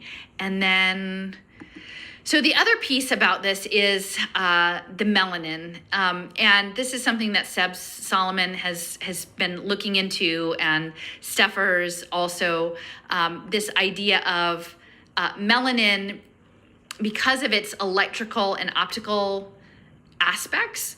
And it's not just in people of color, it's also in different kinds of furs, in animals and feathers and other things. It's not just in black and brown skin, the melanin, but it is a really central piece of the electrical aspect. So I'm just going to read a little bit. This is from about nano in cosmetics specifically. So this is interesting to think about. Now, a lot of this stuff they're creating synthetic. So they'll create a synthetic version of melanin. But back in the day, like in the 20s, they were really interested in this and they were like scraping it off of people. So like we've moved away from that, but I think it's important to understand symbolically that this is actually really key in terms of processing some of the nano machines to make them more biocompatible, among other things. So this is from an article from 2020. Bioapplications of multifunctional melanin nanoparticles, from nanomedicine to nanocosmetics. Natural and artificial melanin-based nanoparticles, including polydopamine nanoparticles, excel for their extraordinary combination of additional optical, electronic, chemical, photophysical, and photochemical properties. Thanks to these features, melanin plays an important multifunctional role in the design of new platforms for nanomedicine, where this material works not only as a mechanical support or scaffold, and I think that's also to reduce biotoxicity, but as an active component for imaging, even multimodal and simple or synergistic therapy. The number of examples of bioapplications of NNP increased dramatically in the last decade. So they're using it as a structural component, and then they're also using it as an electrical component. So, and I just have an image because, many of, like, it was very hard to get, like, the bodies of the dancers were all pretty much contained in their white outfits, these very baggy pants and these very puffy shirts and the eyeglasses. But, most of at least the male dancers were like men of color. And so I do think that symbolically this idea of the melanin and the importance of the melanin in the function of human-based computing systems is significant. Okay, then one of the things I noticed, so that she had on a ring, this ruby ring, and I have it sort of in the circle there, and then she also had a watch. And I thought, well, that's interesting, because like I used to wear a watch. I don't wear a watch anymore. There's not a lot of people who are doing watches these days. And it turns out the watch is actually like a traditional watch, not a smart watch. But it's the face of it is red, and it has all sorts of mechanisms like gears. It looks very old-fashioned, which is, it has like an white alligator wristband, and then it has diamonds all the way around it. So it's sort of sleek, it's very luxurious, and it's clearly very mechanical. And so later on, I'll talk a little bit about the timing, but some of the work that I'm doing within the organization of these complex systems and them trying to figure out embryogenesis and how cells divide and turn into objects it's based on signaling, and the signaling is embedded in a time. There's a time signal in there. The timing the coordination can't happen if the timing is off sync. There's a synchronization to it. So I think having a time element on your wrist in an era that not that many people are really wearing fancy watches anymore, that feels important to me. And then this is the ring itself. It says that it is a Burma ruby, and surrounded by diamonds and yellow gold, and it's worth $1 million, this ruby ring. And in this ruby is definitely more of a magenta-y color, and I think a lot of the Burma rubies, they're very, I think for many years you couldn't actually export rubies out of Burma, but that's changed recently. So anyway, this is a centerpiece. And then there is a reference in this article about the diamond earrings, because she had multiple sort of crystalline things on her ear. It was very prominent on one side. And I'm trying to see, what does it say? The magnetic love mono earring. So it's interesting, the love, the torus, the heart field, that's mentioned. So, all right, and that it's very similar again to the matriarch, the rubies, the ruby crystals, lots of rubies, which is central to computing. And again, just touching on the magenta, she was dressed in red. There were times in which the light show did go in the magenta space. So I have an image here where it's very magenta, and again with the Burmese ruby, and so Steffers a while back wrote a really nice piece called, in her world building series, one magenta beacon at a time, that did speak to this color because it's outside of the normal color range. It's like a placeholder, and in some ways I think it's used for programming things that our minds like fill in the gap. Like it's an imaginary color, and so into that imaginary space all sorts of things are being projected.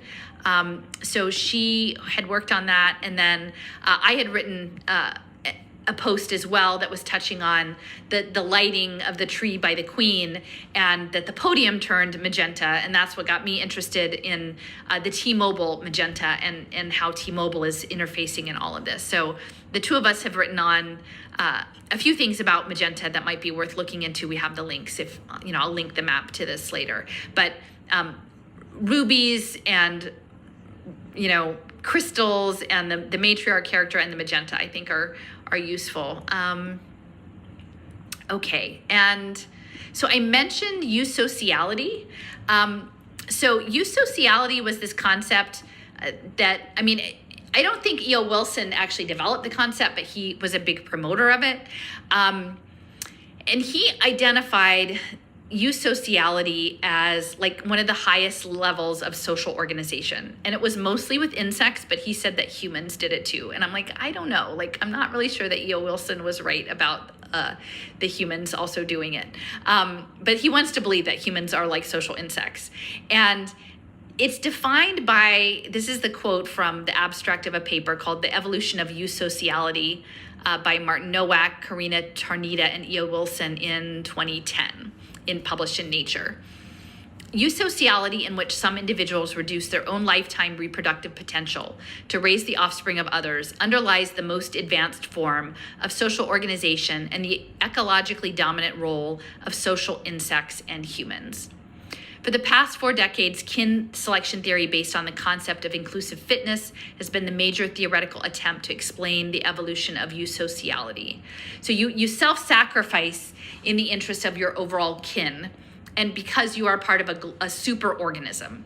So this is the intention, that we move into the mental construct that we are part of a global super organism, and that we, like many of us, should give over our reproductive practices to some other entity that produces higher level offspring or what have you. But that, like, this idea of individual procreation as a basic expectation is just going out the window, and that's part of the eusociality program. And I would say in this, so wait a minute, let me just get, so for me, what was kind of unusual, and many people noted this, they were like, what's up with the outfits, right? So this is a woman who has done all sorts of fashion. Like, she's very knowledgeable about fashion. I would say at most halftime shows, there's sort of the presumption that there's some sort of titillating views, right? Tits and ass, or like there's some bodies being shown. I'm not saying that I necessarily endorse that or think that that's like the most enlightened way of being, but that's kind of the whole point, right? Like, I mean, I grew up in the, watching TV and like football games in the 70s and the Dallas cheerleaders, right? Like, there was a thing. This is not that. Like, in this space, these white beings, who I consider as agents in the multi-agent system, they have no identity. They have no individual identity. They're simply shrouded. Their entire material reality is covered in this overblown, like, and I'm amazed the dance moves they're able to do in all of this fabric. Their heads are covered, their legs are covered, their eyes are covered. And to me, like, in some respect, it's kind of like a clean room. Like, that's the thing that Steffer said initially. Like, when you're working in a lab and you have a nanotechnology clean suit and you have eye protective eyewear, and I think that feels definitely the case. I would say also another way of looking at it is as if they're termites, because termites are one of these key eusociality organisms.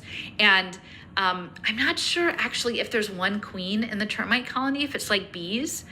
But for me, it feels like, especially with her having this pregnancy, and again, it's pretty quickly on the heels of a previous, like, it's not, she has a pretty young baby still, like that was a quick turnover there, like that there is this emphasis on abundance, right? Human flourishing and abundant reproduction in one individual, but then everyone else on the stage, you can't tell, like, until you get kind of close up, if these are male or female. Like, from a distance, it's all simply just white blobby figures. And to me, that really does speak to the eusociality aspect of the narrative that I'm putting out. Again, you could maybe tell me that it doesn't make sense to you, but I don't know. Do they look a little termitey? They look a little termitey to me. These baggy clothes, and even a little bit the ones with the little pointers on that could be like the sunglasses, right? So there's some similarities there. Here's the clean suits. Again, we've got. Here's what the clean suits look like if you're not familiar. Like, when you're working in these nanotechnology labs, there's, you're all covered up, right? This is the new normal. Like, the new normal is that we're supposed to be like this to deal with materials, like, I don't know, like on behalf of some alien presence, that we've decided to do this to ourselves. I mean, it's kind of it's kind of wild to imagine, but yeah, termites or clean suits is what it's feeling like to me. And so you can see, it's very, very much that way. Now, this in contrast, and I'm not trying to be like whatever, but this is her lingerie brand, Savage Fenty, and it's, I guess, both lingerie and sports. And I guess it's giving, like, I haven't really shopped for clothes in a really long time, but I guess it's like giving Victoria's Secrets a run for the money. So her whole business brand is definitely based on, like, a different kind of clothing architecture than the one that was on evidence in the Super Bowl. So it's not like this was intentional. And why was it intentional? Like I haven't really heard anyone give a really good reason what they thought was going on with those coats other than that they were odd. Let's see. So we have the termites. Okay, the nanotechnology, I mentioned the whole skincare. We talked about nano in cosmetics.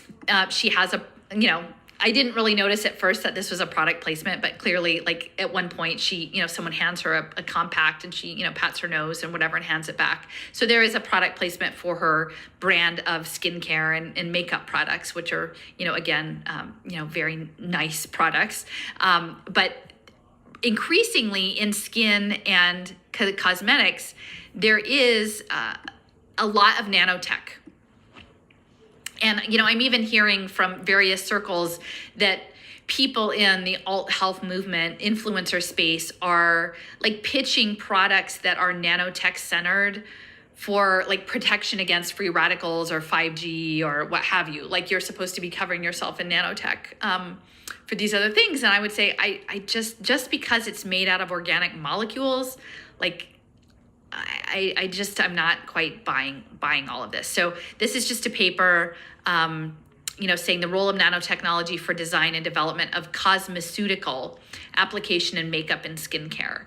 And so also a lot of skincare is anti-aging. And so there's a lot of intersection with like the longevity treatments. And that's part of what's coming too.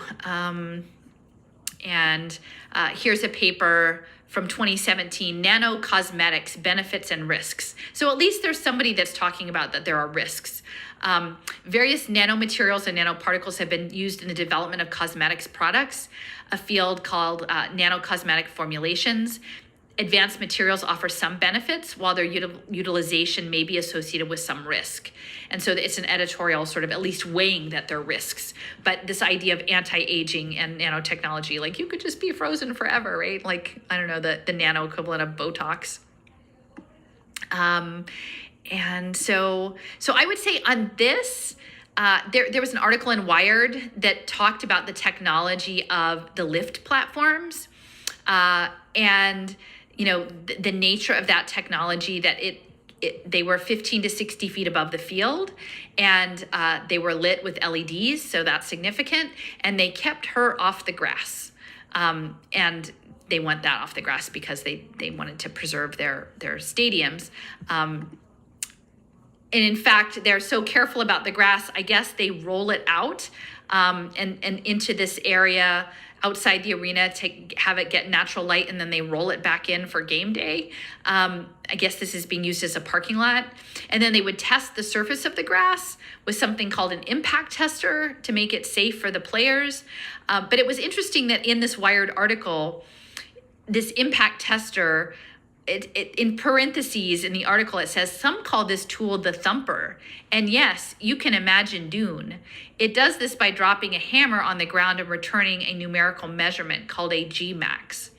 So this Wired article is mentioning Dune, which is interesting because I was talking with Cliff about this a couple weeks ago because he was re-listening to it. It was very formative for him, like as a young man, like in shaping his worldview. And a lot of it is about sort of eugenics and mind altering things through this slug thing, these worms. And so this is what I hadn't heard of the thumper. I haven't read the books, but it says that the thumper is a short stake with a clapper that pounds repeatedly to summon the sandworms. So I think these sandworms were part of this, like, I can't remember. Cliff, I wish I could remember more clearly what we talked about, but it was some sort of either a psychedelic or mind-altering or a superpower thing that was extracted from these worms that gave people a superiority over others. So yeah, kind of odd that there's a Dune reference there in the platform discussion, but here's just another image of the cables. And that was clearly very complex. They were keeping the impact on the grass as small as possible and, hoping that maybe this was like a new fad. But I would say this idea of levitating, again, is you are disconnected from the magnetic resonance of the earth itself, right? So you're a mother and you're carrying a new life, but you are actually disconnected from the source of life that's in the ground and that's flowing through everything, because you're in the air, and the air is much closer to the cloud in this disconnected existence. And then once you're not grounded, you can be manipulated more easily, like moving up and down on these stages. So let me see what else. I did think that it was interesting that the Rolling Stone article, they were talking about how, I'm not sure if she turned down a chance to be on the Super Bowl earlier, but it said that she refused to appear after Colin Kaepernick's situation in 2017, that she didn't want to be a sellout or an enabler of that. But it's interesting to me, because now I guess there have been some like nods to having certain anthems or certain slogans that express a sentiment of anti-racism. But it's hard to believe that like the NFL itself and all that it represents is suddenly in that small amount of time, like fully redeemed itself. So like, it seems like if you had concerns about it back then, like you would still have similar concerns. Like, I don't think that there was a transformational moment per se. I'm having a hard time thinking that that's the thing. And if anything, I feel like it is a nod to try to get people on board for the social impact finance regime that is coming, with the understanding that like if it's led by powerful Black women, like how could you be against it, right? If you're someone who believes in justice, if you have a woman of color who is a powerful presence, who is a businesswoman, who is grounded, who's a good mom, whatever, like, and they're saying augmented reality is the way to go. Like, we should all be, entrepreneurs in the metaverse, and this is our liberation is in this space. You can see how they've captured that narrative, like how they've claimed that space. So I'm just kind of skeptical, the end racism thing here. The inclusion of the Black national anthem, and the end racism. Like, for me, I feel like some of this is actually performative, and it's about creating triggering content and then tagging everyone. So you create the polarity, and then you figure out, okay, which side of the line are you on, and how far off the line are you, and how extreme, so that we can note that for future management of your consciousness. In the levitation, so again, we've got the levitating stages. We also, to me, I feel like this speaks to twinning. So you have her in the middle, and she's on her own stage at the top by herself as the queen bee. But all of the other stages are twinned with two dancers. And then also the stages themselves are mirrored. So that's present. And then they're paired against each other going down. So there's stair steps. So there's like multiple levels of twinning happening. And I think that like the idea of the mirroring and the altered state of reality and the twinning is part of the like extended reality metaverse aspect and the digital twinning. And there's been recently new developments in the space of quantum computing that have to do with levitating nanoparticles. And don't ask me exactly what all is involved in this, but I guess they have these vacuum tubes and they hold nanoparticles that are in close enough proximity that they start to interact with one another. And it's related to some of the quantum stuff. Yeah, tiny glass spheres in a vacuum that interact at a close distance. And they have enough precision to probe the enigmatic twilight zone between the everyday world and the counterintuitive quantum physics that govern the atomic scale. And so this is accomplished through like levitation in these vacuum tubes. And so I feel like there's sort of echoes of that in the levitating. Let's see. The other aspect, again, the smart eyewear. Now, if I were the logistics person for such a thing, and you were going to have 80 dancers doing very physically involved, sometimes doing headstands and upside down programs, the idea that they would all be wearing glasses and that no one was going to lose their glasses or have them stepped on, like that seems, I mean, like maybe they're just attached in the back of their head and they're definitely not going anywhere. But to me, that seems complicating. So I do feel like the eyewear, again, you can't even see them. They are so individualized, you can't see their eyes. The eyes are the window to the soul. Like everything is covered up except for tiny flashes of skin, like at the torso that you see here and there. But the smart eyewear, I feel like is sort of a hat tip to, the augmented reality, both like eye protection in the lab, like the labs, but also, I have an article here from 2021 that's talking about stylish augmented reality frames, right? We've come a long way from Google Glass. And this is like a $1,500 pair that's Lenovo Think Reality glasses for $1,500. And they look actually pretty similar to what the people are wearing. So, I feel like I'm not saying that they were wearing augmented reality goggles, but I do think that there were echoes of that in the visualization. And then I did also notice that the outfits included chains. So, I'm assuming that this is a fashion statement, whether you're attaching your wallet to a chain or, pocket watch. I don't know what you put on a chain in your pocket, but these chains are like accessories. But to me, that this is sort of a hat tip to like the chaining of us onto blockchain, the chaining of our souls, these soul-bound tokens, the chain infrastructure that will come with Web3.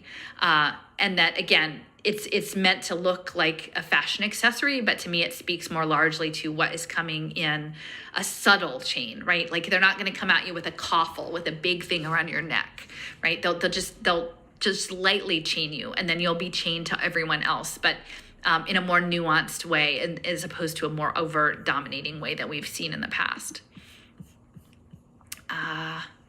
Let's see, I think this is just me. Yeah, so I've talked about the ungrounded and the multi-agent system. So this is the steering. And before I do this, I'm gonna actually pull a clip because to me, this was really helpful to understand. So staffers have been looking into this person, Hannah Fry, who is a professor of mathematics of the city at the University of College London. And she was working in this Center for Advanced Spatial Analytics. So this is her. Look, you've got the square. I don't know if that's some Masonic reference there. The mathematics of the city and advanced spatial analysis. So they're using these equations around microfluidics to model populations. So like you wouldn't think microfluidics would have anything to do with people, but I think they definitely do. So this is, this woman, Hannah Fry. And so I'm gonna just play this clip that I took from a video that she did for the Royal Society for a Christmas thing. Huge group of people out here in the entranceway to the RI. If you'd like to come out and join me. Sure thing. So They're doing demonstrations. Much everyone who came along bizarrely all wearing red hats. That's fantastic. And all of you wearing yellow. How fortunate. This must be the new fashion. So we're going to try and experiment with all of you in a moment to see what happens when you're moving through a crowd. Okay, when you're moving in a crowd, I mean, everyone's making their own decisions. It's random, sure. It feels very random, very chaotic, unorganized. You're being bounced around. However, there are some patterns, and actually, we want them to walk naturally, so we're not going to tell them when the experiment starts. So, watch this. Actually, I'm really sorry, everyone. We've just realized, don't move yet, that we wanted the yellow hats on this side. We wanted, I know, the red hats on this. Not me, it's coming from upstairs. So I think we're clear. Okay, if you can, quick as you can. If you just swap over sides, exactly where you are, but opposite across. Okay, so you can see here, we've got an overhead camera rigged up so we can see. Come on, everyone, as quick as you can. Hurry up, come on, faster, please. We've got a TV show to do. Here we go. So They're not all jumbled it's up. not random, is it? Right? Look at this. So having some because wild everyone's- issues here. Everyone's just following each other. Yeah. and you end up with these very clear lines. So if these were random, it'd be a complete mix. Instead, we've got these fantastic stripes. Well, come on, everyone, let's keep it moving. You end up with these fantastic stripes. Look at that. So, everyone, that was fantastic. Thank you so much. And that was the experiment. So, thanks very much for getting involved. Thank you, Matt. Now, it turns out there are actually a lot of similarities between the maths of how people... Be quiet down there. How people flow through a corridor and how fluids behave. And if you can understand how people move when they're in a crowd, you can predict how they'll react in the case of an emergency. And that's something that's incredibly important if you are designing buildings or stadiums or train stations to make sure that your design is as safe as it could possibly be. And that is the point. That is what math is all about. It's all about discovering those invisible patterns, like this beautiful pattern left here by that swinging pendulum. Isn't that gorgeous? Much neater, I think, than you would expect. But math isn't just about spotting patterns. It's also about using them to your advantage. So here is something that might look as though it's random. Best part of Christmas, obviously. Who gets the toy? Who gets to wear the hat?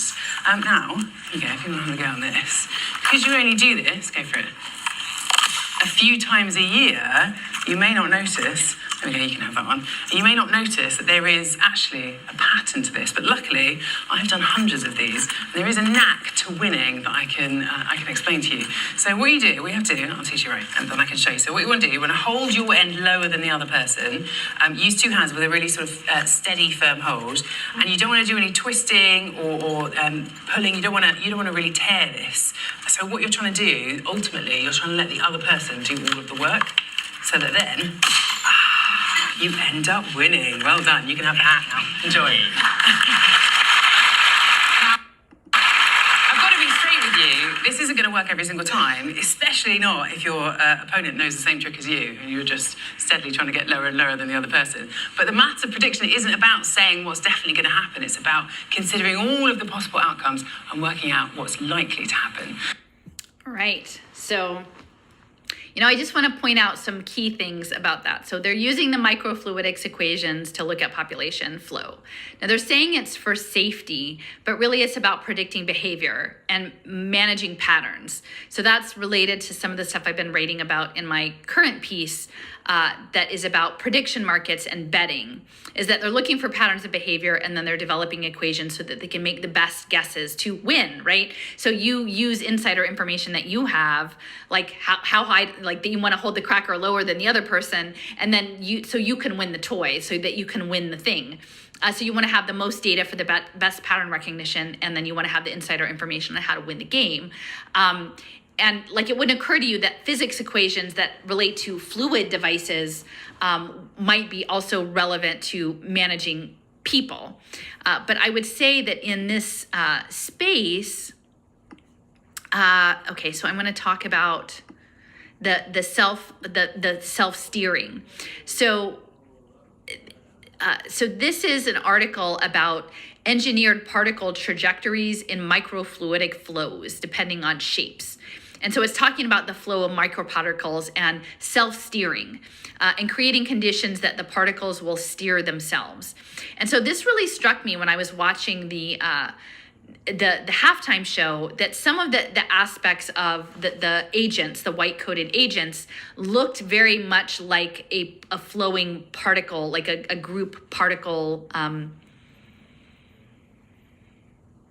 like a process, right? Like that this was a state of flow that the particles were in, and that they were doing this self-steering. So I'm going to just pull this up.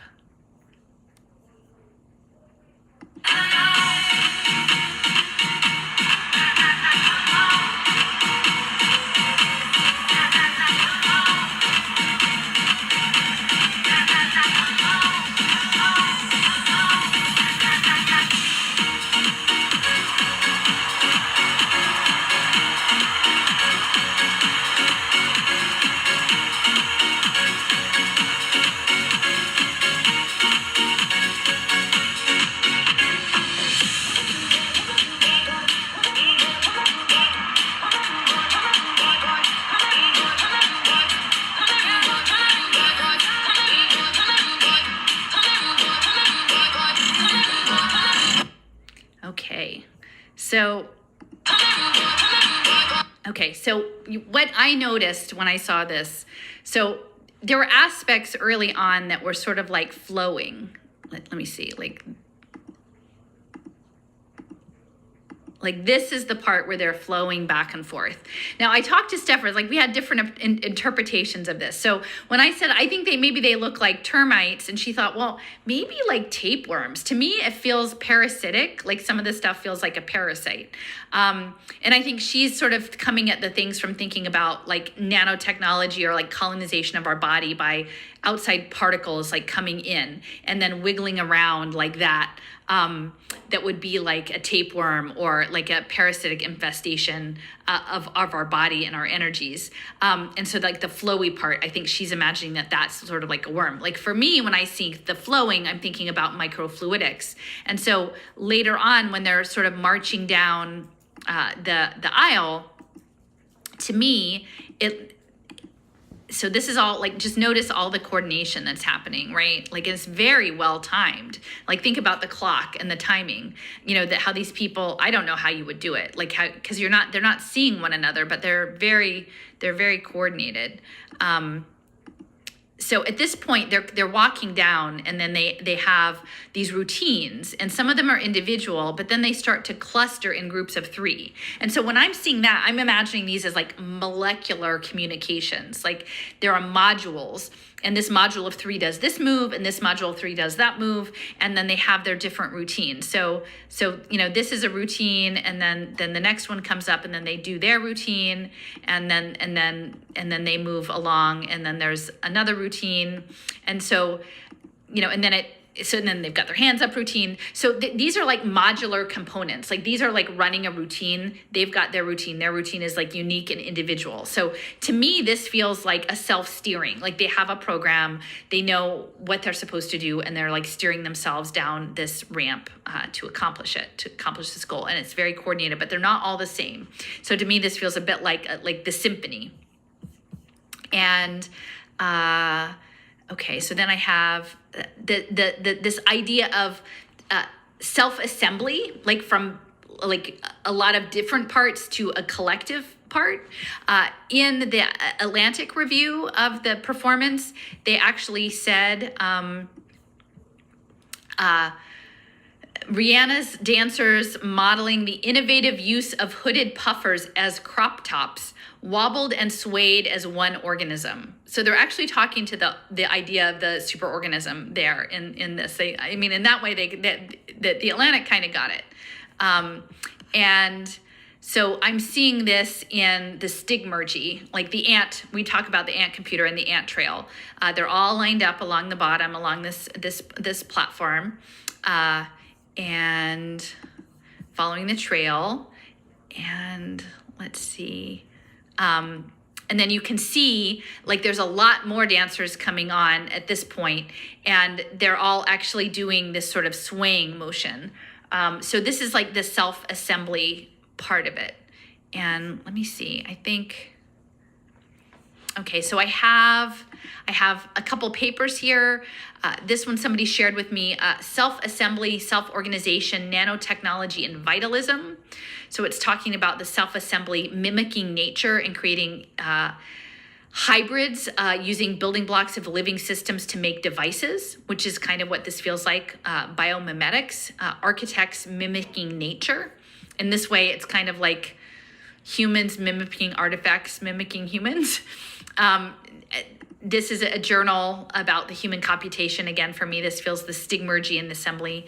And this idea of the power of crowds. What they're looking at is to harness the wisdom of crowds. And so to me, like the modules of the 3 people doing their individual subroutines is like a crowd-based computational process.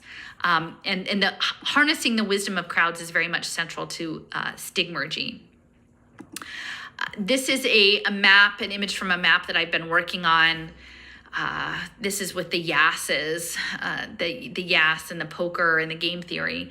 But I wanted to sort of point out in this part of the map that I've got the self-assembly of nanotech. It's connected to the stigmergy and the ant computer. It's guided by pheromones, so I'm going to do the pheromone one in a minute. But this idea of communication signaling that isn't necessarily verbal, that there is a distributed cognition in an extended mind format, and that's something I talked about with Edwin Hutchins before, and that networked information is flowing through people. And that's the feeling I get with all these stages and things, that they're all in sync, but it's a flowing information system that is highly complex and ordered. And yeah, so these socio-technical systems of coordination towards a goal, and their goal is to finish the performance. But the technology that coordinates them all as a whole unit. They're individuals, but they're operating as a whole unit. And I don't really see many sensors actually overtly present in this. It would be interesting if there was any smart technology, but this idea that our environment sense back to us, and there's this reciprocal sharing of sensory data, is this idea of ambient intelligence that's emerging. And and that this idea of embodied computation and artificial morphogenesis is that they're creating something, some living thing, some hybrid living thing out of something else. And that this embodied computation is sort of central to that program. Okay, so that's this part. And then we've got swarm robotics there. The little tiny robots. I've pulled some clips about these little robots. They're programmed to do, like, depending on what their neighbor is doing. And then they function in following or swarming behaviors. And they always talk about using them in disasters, but I don't think that's really what they're about. This is another image of swarm robotics with the Now robot and these other little ones that are, I guess, unifying and creating like walking structures. But the social insects are very much connected to the swarm robotics. So I'm just going to play this, and I think this is the clip. Oh, no, that's not it. That's not the one I wanted. Maybe it's this one. Okay. Yeah, so this is how I feel like this is representative of a self-assembling system. In this, they're all out and then they come together.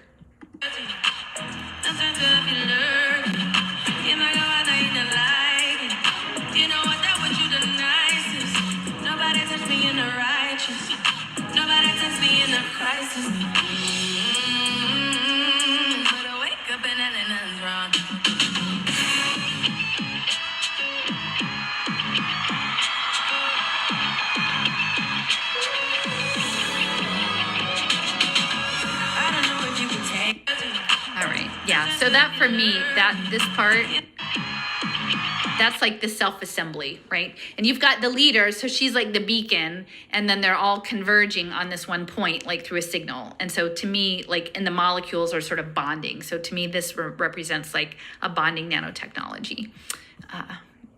Maybe a stretch, but that's how it feels to me.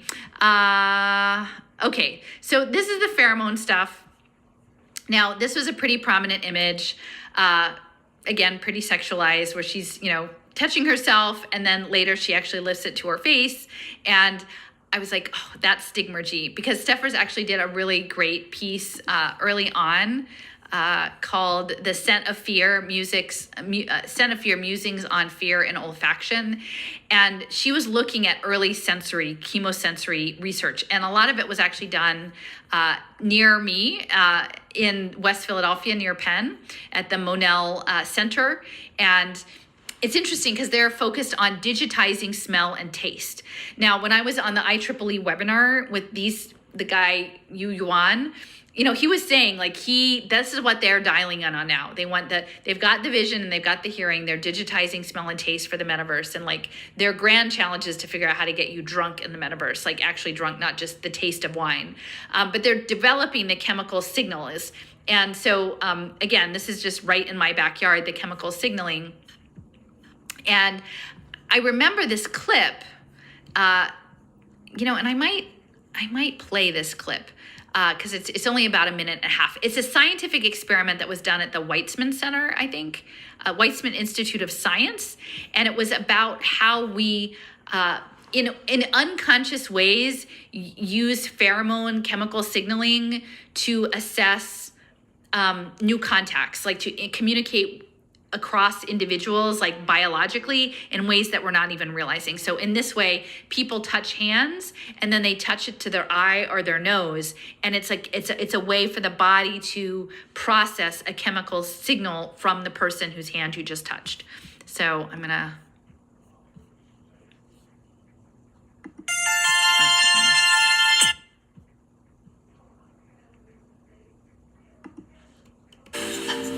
This video contains various instances of the greet event and ensuing behavior. Here you see the handshake, which is the greet, coded in color up in the left-hand corner of the video screen. The experimenter is still in the room talking to the participant. There you saw a left and now double-handed self-sample. Here again is the subject sitting in the experimental room. The experimenter enters the room and shakes their hand, is talking to them for a few seconds. Remember, the greet lasted around 20 seconds. And there, that was not scored because it's slightly above the eyebrow. But this is a clear sampling behavior scored as denoted by the upper left-hand color coding. Once again, greet. Well, what happens during the greet, by the way, is that the experimenter is telling the subject just to sit in their chair and wait for continuation of the experiment, or rather starting of the experiment that will occur later on. So they're just waiting there. And there again is a sample, and again now left-handed sample following the right-handed sample. Once again, greet.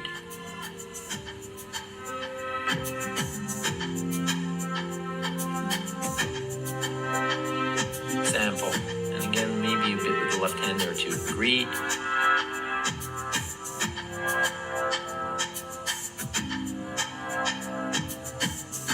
Experimenter has left the room already. Sample.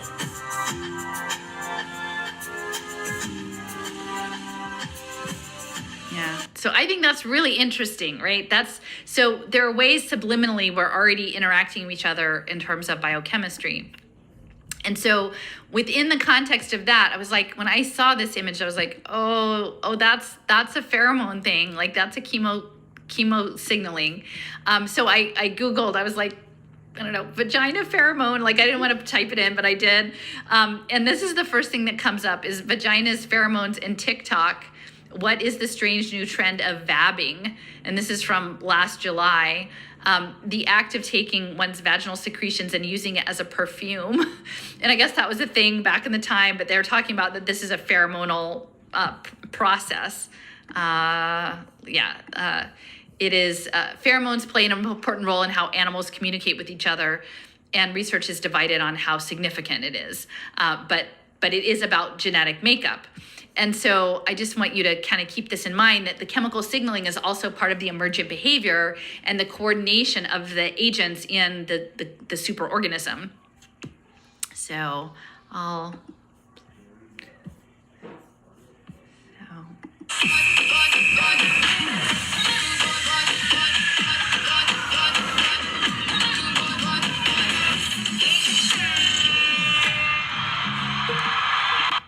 So that looks a lot, I mean, not exactly the same. It's a self-sample as opposed to shaking somebody's hand, but like that's a signal, like that's a biological signal to me. And so when I see her like smile, like isn't it like directly at the camera?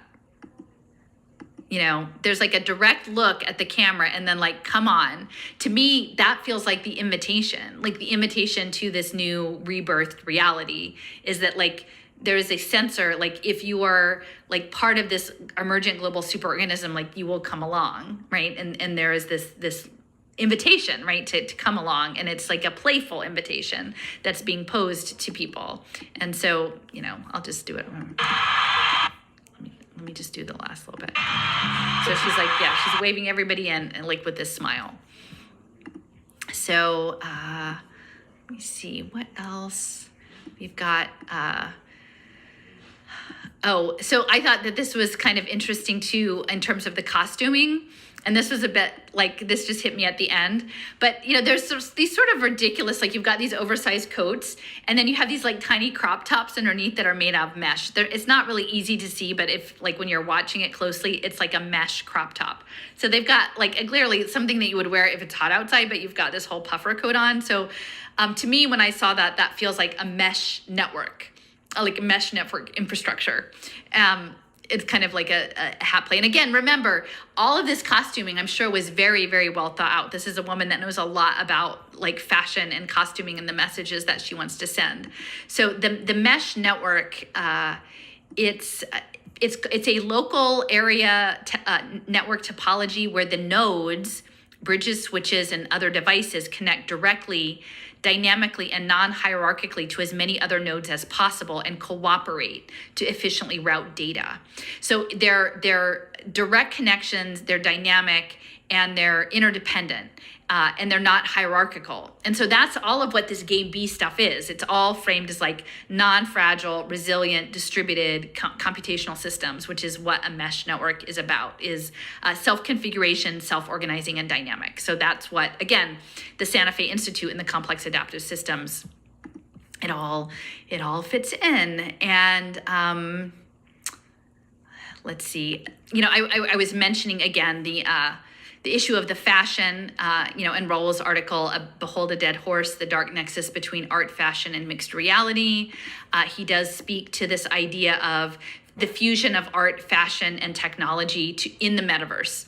And, you know, we've seen this coming up, that there is this imperative to bring in the creative class into this, but it's still a class-based, like there are still luxury brands of art and commercial items, even though that they are digital. So there is quite a bit of overlap in the space between art and the metaverse and luxury fashion. So what I was looking at is that she wears a longer red coat at the end, at her last, the final levitation of the stage. She has on a very long red coat, and they said that it's a homage to her friend who was editor of Vogue. I think he was the first sort of black male editor of these fashion magazines. And he grew up in North Carolina, and he would wear these red coats. And so this was a plan for him. This is her at the Met Gala in 2015 in this very elegant dress. And the gentleman's name was Andre Leon Talley. And he was a very impressive human being, and he would wear these long coats, and so that coat was a homage. So I'm just saying that when I'm talking a little bit about the costuming of the dancers, I just feel like it was very intentional. None of that just happened. So I'll talk a little bit about synchronization. I've been doing some work, again, trying to figure out about these self-assembling systems and the embryogenesis and the timing and the biology and how the sequencing works and all of this. And for me, this also gets back to the idea of levitating off the ground versus being grounded, is this idea of a metronome and holding your own beat and your own sort of course and your own steering yourself versus being steered collectively. So there is an experiment with metronomes that if you start them all individually, they hold their own beat until you lift them up and put them on like a surface that has some mobility. And so and then at that point, they all sync together. And then there's a syncing that happens. And so I think like biologically and biological evolution, the syncing is actually very important, and also in the stigmergy and the swarm intelligence. So if you just want to take a quick look at the metronome. So you can see how they're all doing their own ticking.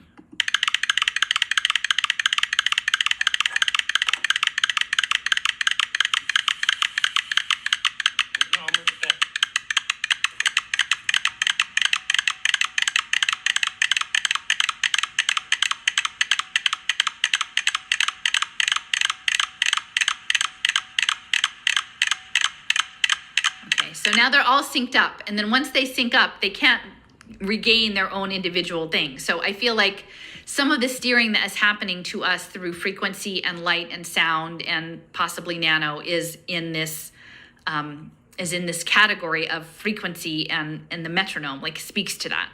And then the other metronome, is it this? Yeah, I'll only play a little bit of this, but this is actually a musical piece called About 100 Metronomes, and it was put on in a church a few years ago, like in 2019. But it just shows like what the tempo is when all of these metronomes are in their own time. And so for me, like, while I think that there is something about a wholeness and being connected in a larger energetic universe, like we are all on our own path and on our own course. And when the game B narrative speaks to wholeness, that like we're supposed to give up that to be part of the superorganism, to be part of the whole. And like there's a tension being held between individuality and the collective. So this is just individual metronomes that are grounded.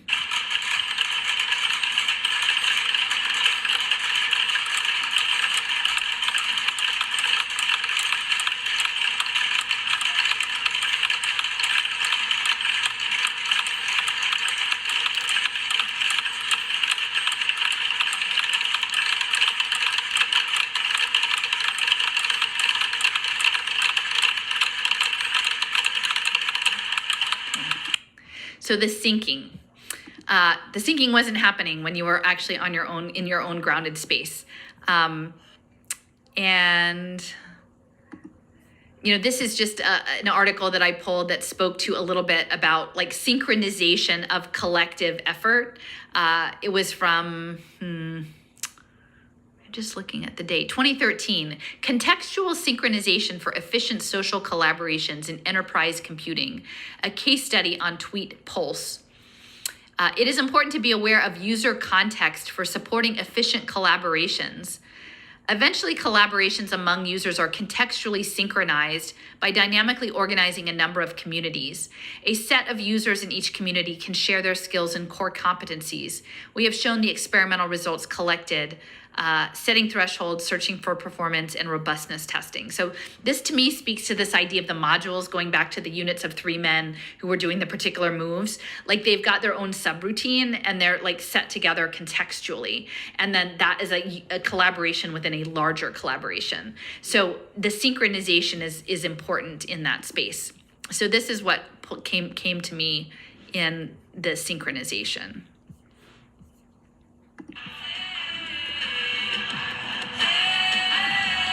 They've got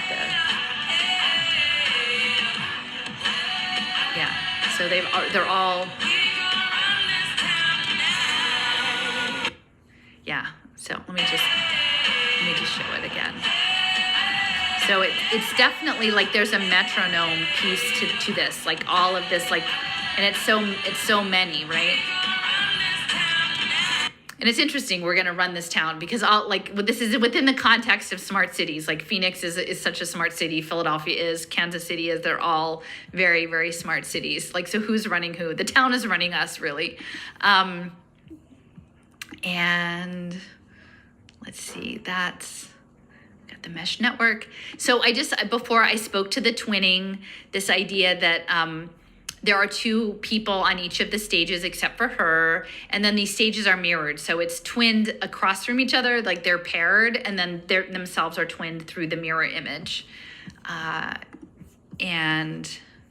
then the stages themselves are twinned. They're like opposite one another, so they're twinned going up. Like there's a symmetry there. And this is kind of the striking, like the twin bodies, and just the replication of the double. The double is all the way through.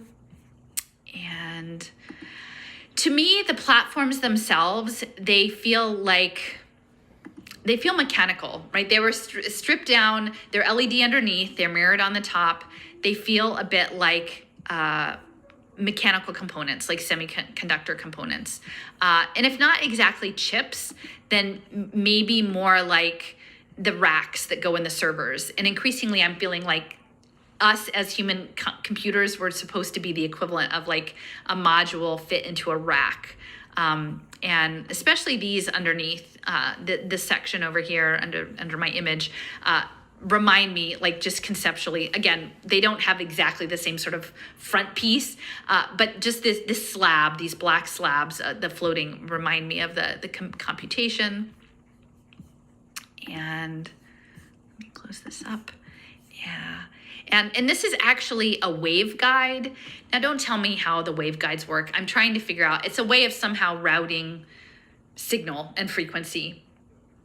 And there are a lot of different shapes, but this particular shape of these ones reminded me a lot of the red course. And it's very distinctive, this red. So you've got the floating stages, and then which are black with LEDs, and then you've got the red course, which to me, the holes in it too strike me as a waveguide for this photonic communication. So you see the holes there, and then this to me evokes very much like a waveguide system. And then these themselves are more like the server rack elements. And they could also be, they also are somewhat like a screen, like, sort of Black Mirror-y screens sort of thing. But I want to point this out about the LED lighting that's coming from underneath. Because to me, there was a clip that I listened to recently about using a building as a computer, and that the people who were in the space using objects were being monitored from artificial vision cameras that were tracking things. And those were coming from the ceiling. Now, there's also aspects of the light that is optogenetics, that is about light using deep light to affect how your mind works, like in the neurons in your mind. So that's the optogenetics. But I think there's some combination of having this AI artificial light-based computation, like looking down, that makes me feel like this embodied computing. So with that in mind, so look at this image of like a light coming down, like a big overhead light, and then listen to this clip. This is again from Alison Duetman, who is with the Foresight group in Texas. And she's talking about using a building as a computer, specifically using overhead cameras as the user interface. So I'm gonna just play that. It has really blown me away. So this is a presentation given at a workshop that we had this year, and it's really quite something. So basically it's here they're proposing to simulate small proteins by using a physical building as a computer. And so you basically see people here using tables as computing surfaces, physical objects such as notepads and so forth that are captured by overhead cameras as the interface, and literally creating these molecules, moving them about with laser pointers, and kind of playing around with each other's molecules, but physically. And so this is this kind of like idea that if we do physicality, you have this kind of like shared mental map of what other people are working on. Brett Victor, Dynamic Land, may be a name for some of you, is doing absolutely mind-boggling work, and has here partnered up with Sean Douglas. And you can look at this, basically. You can go to the lab and try it out. It's pretty fantastical. All right. So like you wouldn't imagine that you would have a building as a computer interface, right? You wouldn't imagine that there would be things in the ceiling looking at you. But that's actually what they were building into Wildflower Montessori Pre-K, were sensors in the objects that the children were using. There were sensors on their bodies in their slippers, and then there were overhead artificial vision cameras. And that was all developed by Sepp Kamvar, Charles Eisenstein's buddy, and the creator of Cello, the digital money. So, I would just say, as we're looking at sort of the infrastructure of this, which was, again, framed as sort of, again, technologically impressive, but also modern and minimal, like what is actually going on here? And for me, the infrastructure of this feels very much like a computing architecture, like an embodied architectural component. And let's see, I think I'm already there. Okay, so the photonics diamonds are really actually central to photonic computing. Like photonics is what's coming next, and diamonds are part of that. Like industrial level diamonds are key to photonic and light-based communications and computing, like supercomputing. So there's a lot of diamonds and crystals on her, and her final song was diamonds, I guess, or diamonds. So that seems to be, again, not just diamonds as wealth, but these are industrial diamonds. And, they were speculating, Diamonds, which was the songs that she was going to sing. So Diamonds was definitely in the mix, and the photonics, using light to transfer information and electronics to process. So this is where we are, is looking at a new level of photonic communication with light.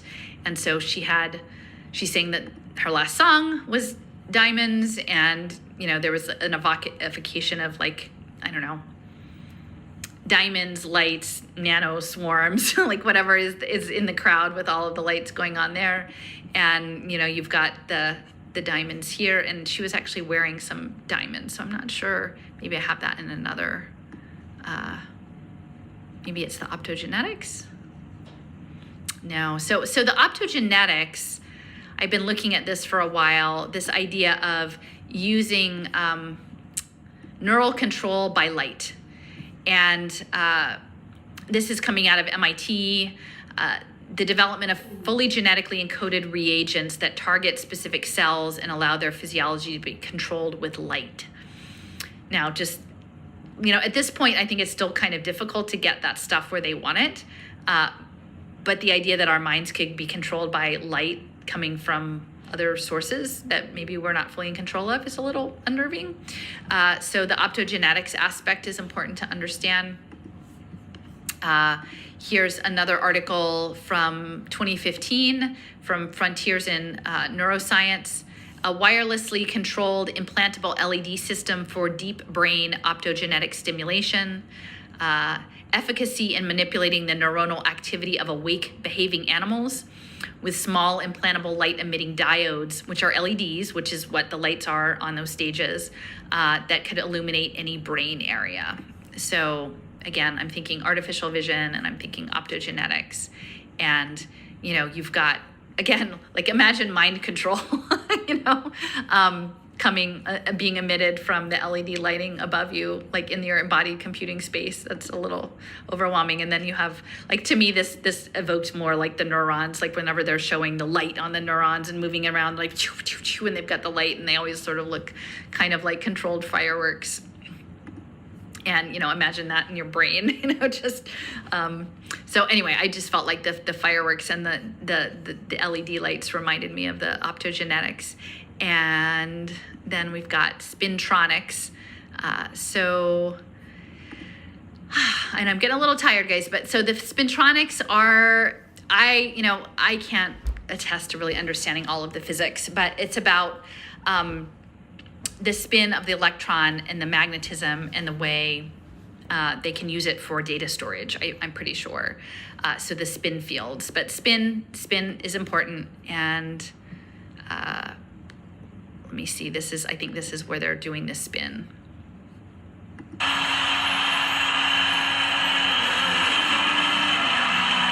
So the camera is spinning. You've got the camera spin. And then you've got their neck spinning. And you can kind of see the crystals on her ears. I thought I got a better picture of that.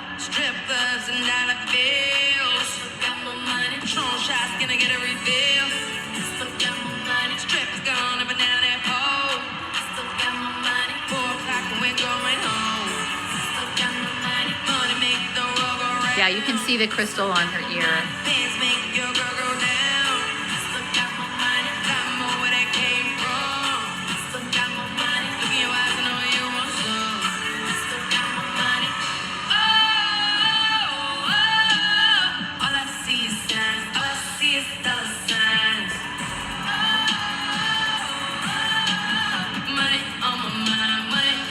So you've got the spin, you've got some more stuff in there.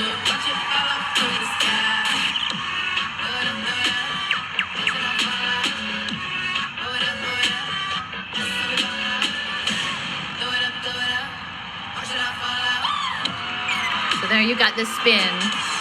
And again, the spin is sort of the spiral dynamic as well.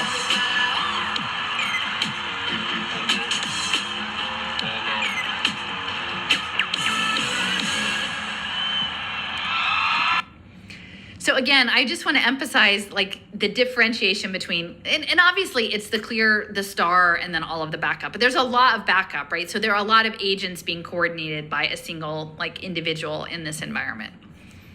And looking at I feel like I've got most of this. One of the things I think I missed was, the breastplate. So for me, this idea of, and you can see the chains on some of them, right? This idea of the breastplate, it's like, maternity, I mean, that's a key part, right? The nourishment of the next generation, like the bodily nourishment. And then again, the mechanization of the reproductive process and the control through these technologies. And, again, disconnected from the ground and completely covered. Like she's the only one with any kind of bodily figures that are visible, but even in that body that as it's being seen, it's being encased in like a plastic structure, right? And so, we've known all the stuff with like the formula and like, I think that there's this pressure to like make nursing children weird or like it's swinging back. When I had my child, like it was definitely, everybody was like, nurse if you can. But I think what's moving forward is they're probably going to start to say like, we have a more improved version of nourishment for your baby. And so you should definitely do this like personalized medicine component rather than like nurse them off of your own breasts. And so to me, there's something weird going on there with the breast. It's not your typical sexualization of women, like over sexualization. It's, if anything, it's a containment system that's being shown there. So I think that's got most of the stuff that I wanted to talk about.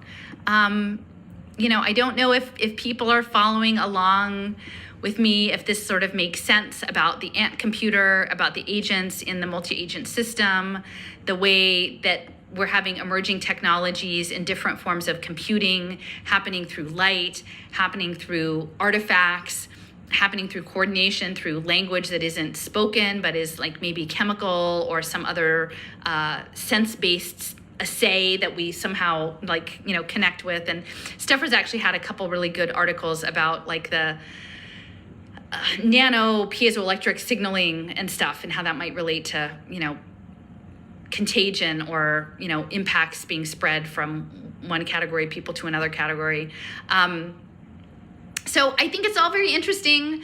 I think if they wanted to sort of make a show and tell a story about a future of technological superiority and sell it to us in the name of liberation and restorative justice and, some sort of, you put a good beat to it, you put like songs out that people are connected to and that they, swing along with. Like for the most part, everyone's like, yeah, we like the music. Like we don't really know what was about that stuff, but we like that and we're really excited about the baby. Oh, let me see. There is one. I didn't think I got. Where did I put that? Is it this? Yeah, so this is I guess Jimmy Kimmel, and it's talking about the pregnancy piece. And I'm just gonna play this real quick. Expecting announcement in the history of the world. Her belly comes out. Every living room in America just stopped waiting for someone, preferably a woman, to say something about whether.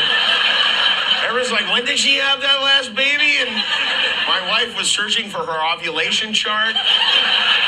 All hands were on deck at our house trying to figure this out. Afterwards, a spokesperson for Rihanna's stomach confirmed that she is indeed pregnant. She had a baby in May and now has another one in the oven. So if you're one of those 19 million people who called in sick to work today, Rihanna last night had a 9-month-old in her dressing room. She was 8 millimeters dilated, still managed to get out there and do her job. All right, so there is this idea of abundance, but again, within an individual, not within the collective. Like that, this was definitely an like a predominant individual, and that at the bottom, a lot of anonymous beings that were being coordinated around. And I'm not saying that this is about her as an individual. I'm saying like her as an archetype in this time of, planned remaking of human physiology into a human machine computational system.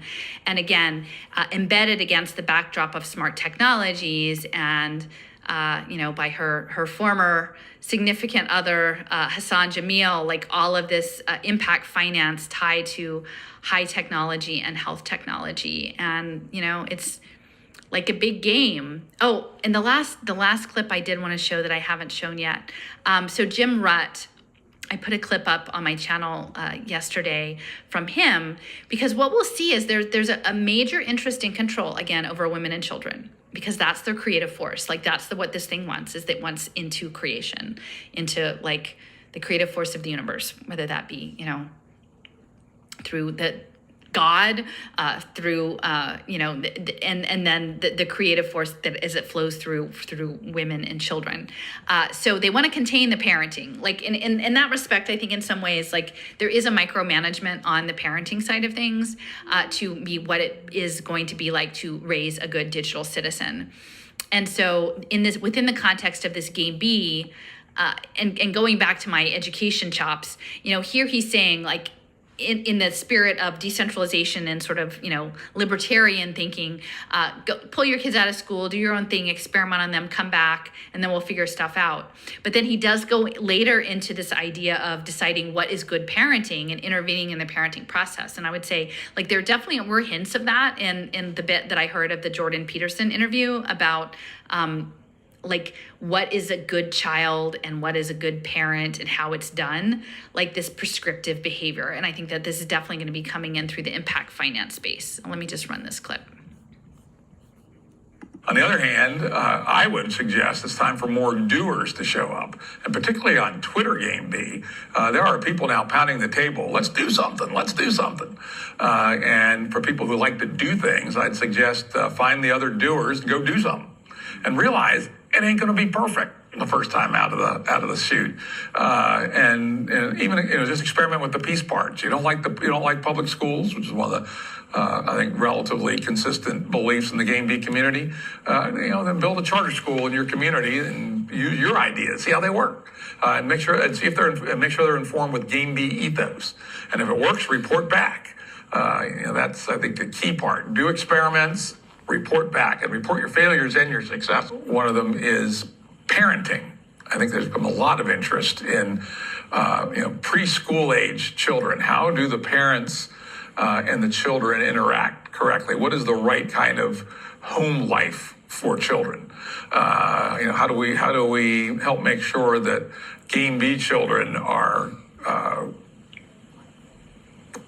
well balanced, joyful, productive, non-neurotic, etc. And something we share with all the way back to the Emancipation Party is a strong interest in rethinking economics, the monetary system, banking, investment, rivalrous versus non-rivalrous economics. Those have been themes consistent all the way through. And I would particularly point people to Daniel Schmottenberger's essays that are pointing the way towards what a new economics might be. Yeah. So the idea of good parenting. A lot of interest. I mean, I think that's like, and then control of that, and the idea that might be controlled within like a smart contract universe, right? So the Game B is what they're going to pitch up to us. Like, to me, it feels like this is a coming out party for the technological component of Game B that's going to be, radical participation, quote unquote, democracy with tokens and bets and all of social policy that is linked to outcomes. And the improvement outcomes may be that we all become centaurs and like hosts to parasitic nanotechnology. And that this is situated, it's just a remaking. It's not really a Game B, it's just a Game A point, whatever.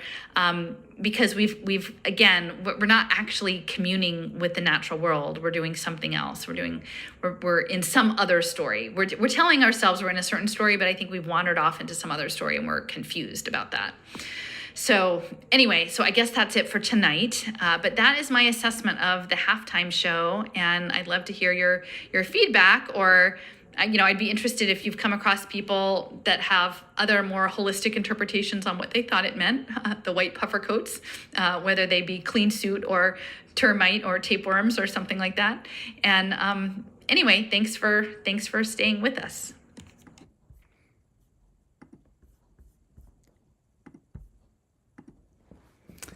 All right. Well, thanks, everybody. I'm sorry for the technical difficulty at the beginning, but we had a good crowd throughout. So, yeah, feel free to drop your final feedback in the chat and share it around if you think it's interesting. And just want to say thanks to Steffers for sort of suggesting that we,